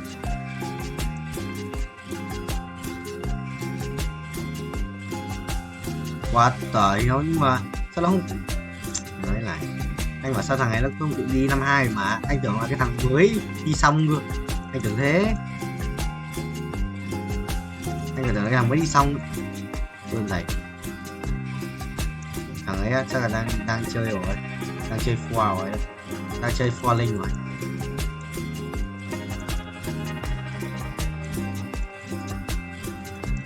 Còn đang chơi mày ngoại nó quá.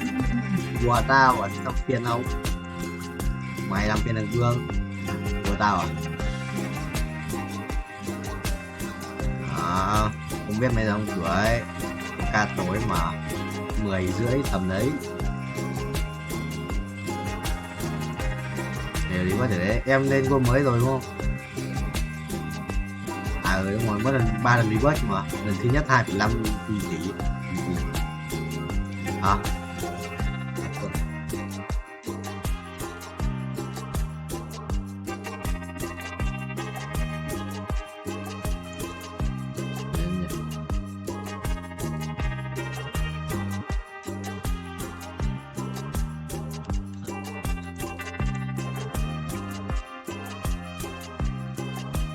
Là lạ nhỉ?